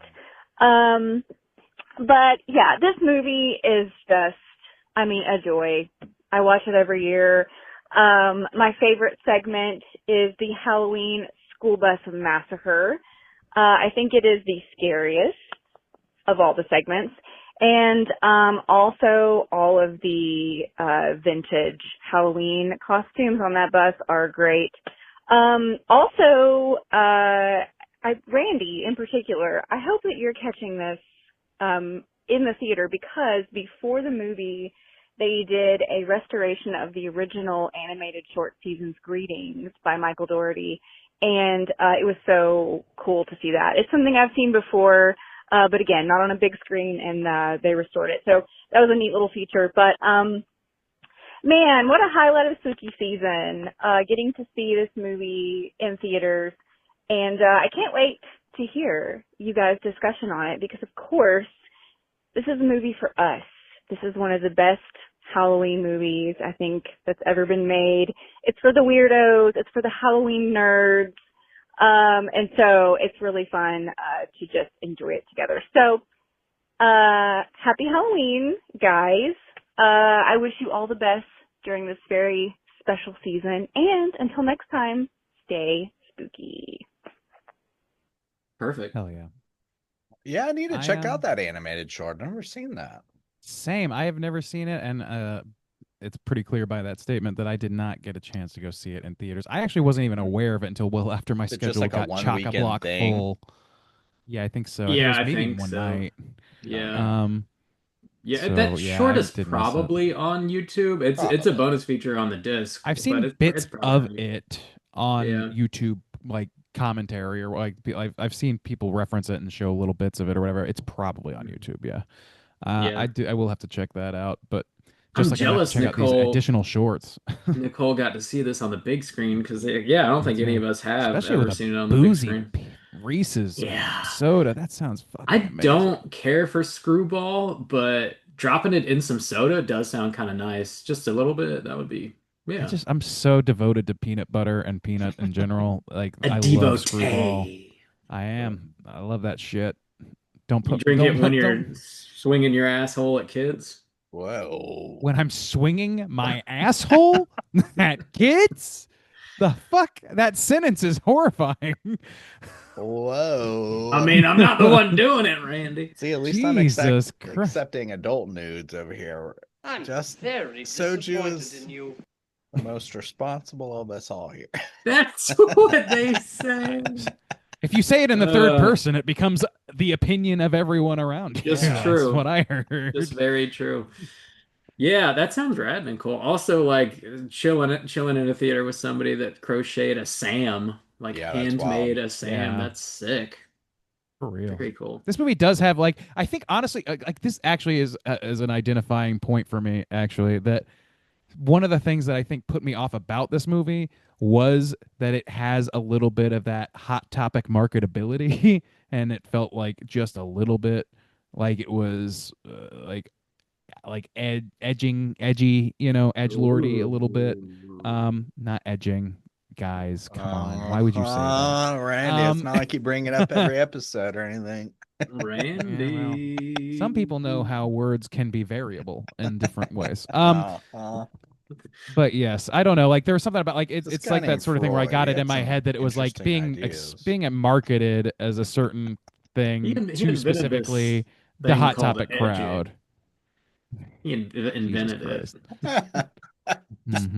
I invented that. Thanks for calling, Nicole. Always a pleasure to hear from you. Happy spooky season for sure. That is all the voicemails we got. Again, if you guys would like to call and leave one for next week, hit us up at 904-638-3231. Next week, it's our big Halloween triple feature episode. We're talking about Pumpkins. three movies. They are three Universal monster movies. Triple feature. Frankenstein, 1931. Invisible Mang, 1933. The Wolf Mang, 1941. Watch them all. Get ready for next week's show. Gentlemen, do you have any prompts you want to throw out there for next week for people to call in? Favorite Universal I do. monster, maybe? Yeah? What you got? What you got? I like just because we're finally getting into the Universal Monsters category, which we've like just missed like largely. We actually did Creature from the Black Lagoon, which I Yeah, forgot. that We is did. fair. Yeah, Largely, it's been a we've while missed it, ago. though. Like but, that yeah. and Young Frankenstein is the closest we've come to it. So I will say though that like as a youth, the Universal Monsters were used to market to my age bracket a lot. Like I remember like Pepsi commercials with the classic monsters. I remember Pogs with the fucking classic monsters Like on them. Pizza Hut What was- commercials, I think. Like Right, yeah, all kinds of cereal. shit like that. Yeah. And I'm just curious what, like, as modern people that obviously none of us were around when these movies came out, what was your first encounter with, like, specifically those monsters? Was it Monster Squad or something else, or was it like for me, it was like those commercials and like those little bits of marketable moments. I'm just curious what people's understanding of these movies, because on all likelihood you were exposed to those things before you were exposed to the actual material. Yeah, totally. I would say Frankenstein the most, especially the one with the bolts in his neck. I mean, that style of Frankenstein is That's pretty ubiquitous, much yeah. monster is pretty much Yeah. used in any kind of, Tiny Toons, or I mean, just like anything that's gonna have a Frankenstein's monster in it is gonna have that bolt green skin, and yeah. Yeah, even like old sitcoms from 70s, 80s, they all play around with that imagery, especially when you get it more so in the 90s, I guess, when they get into like the Halloween specials and stuff. Yeah. Always playing around with that kind of imagery, and It's just I guess it's I'm, kind of like, everywhere. I guess I'm specifically curious because, like, yes, that became just like the de facto Frankenstein's monster for everything, and Frankenstein's monster is not inherently a universal property. It existed before that and all that stuff, and that look took over. I'm just like kind of curious about like Wolfman, fucking like Invisible Man, Bride of Frankenstein. Those are like characters, especially the ones as depicted in the classic monster movies. I think they were used kind of specifically, even though versions of those exist outside of it. And for me, it was like trading cards and Pogs and all these other things, like fucking bubblegum cards and shit. Like, I don't know. I'm just curious what people's like when people walked in to or like put in a copy of Wolfman for the first time. What was your understanding of the Wolfman at that point as a kid? You know, from childhood. Yeah. Does that make Colin, sense? with I don't know. your earliest exposure to the Universal monsters. Yeah, what was it? Mm-hmm. Probably not the movies, but what was it? Yeah. I get it. I Mm-hmm. got you. Hit us up, 904-638-3231. Again, we're watching Frankenstein, The Invisible Man, and The Wolfman. All OGs. Check them out and get ready for next week's triple feature episode. Until then, hit us up on all the social medias. Just search Straight Chilling Podcast and we'll pop right up. If you'd like to join in our daily Slack channel conversations, hit us up on one of those social media outlets and let me know. I'll send you a link so you can do so. Don't forget to come chill with us for our 5th annual Chilloween party this Friday the 24th at 9 p.m. Eastern Standard Time. VHS. And until next week, as always, everybody, please keep chilling. Fuck off.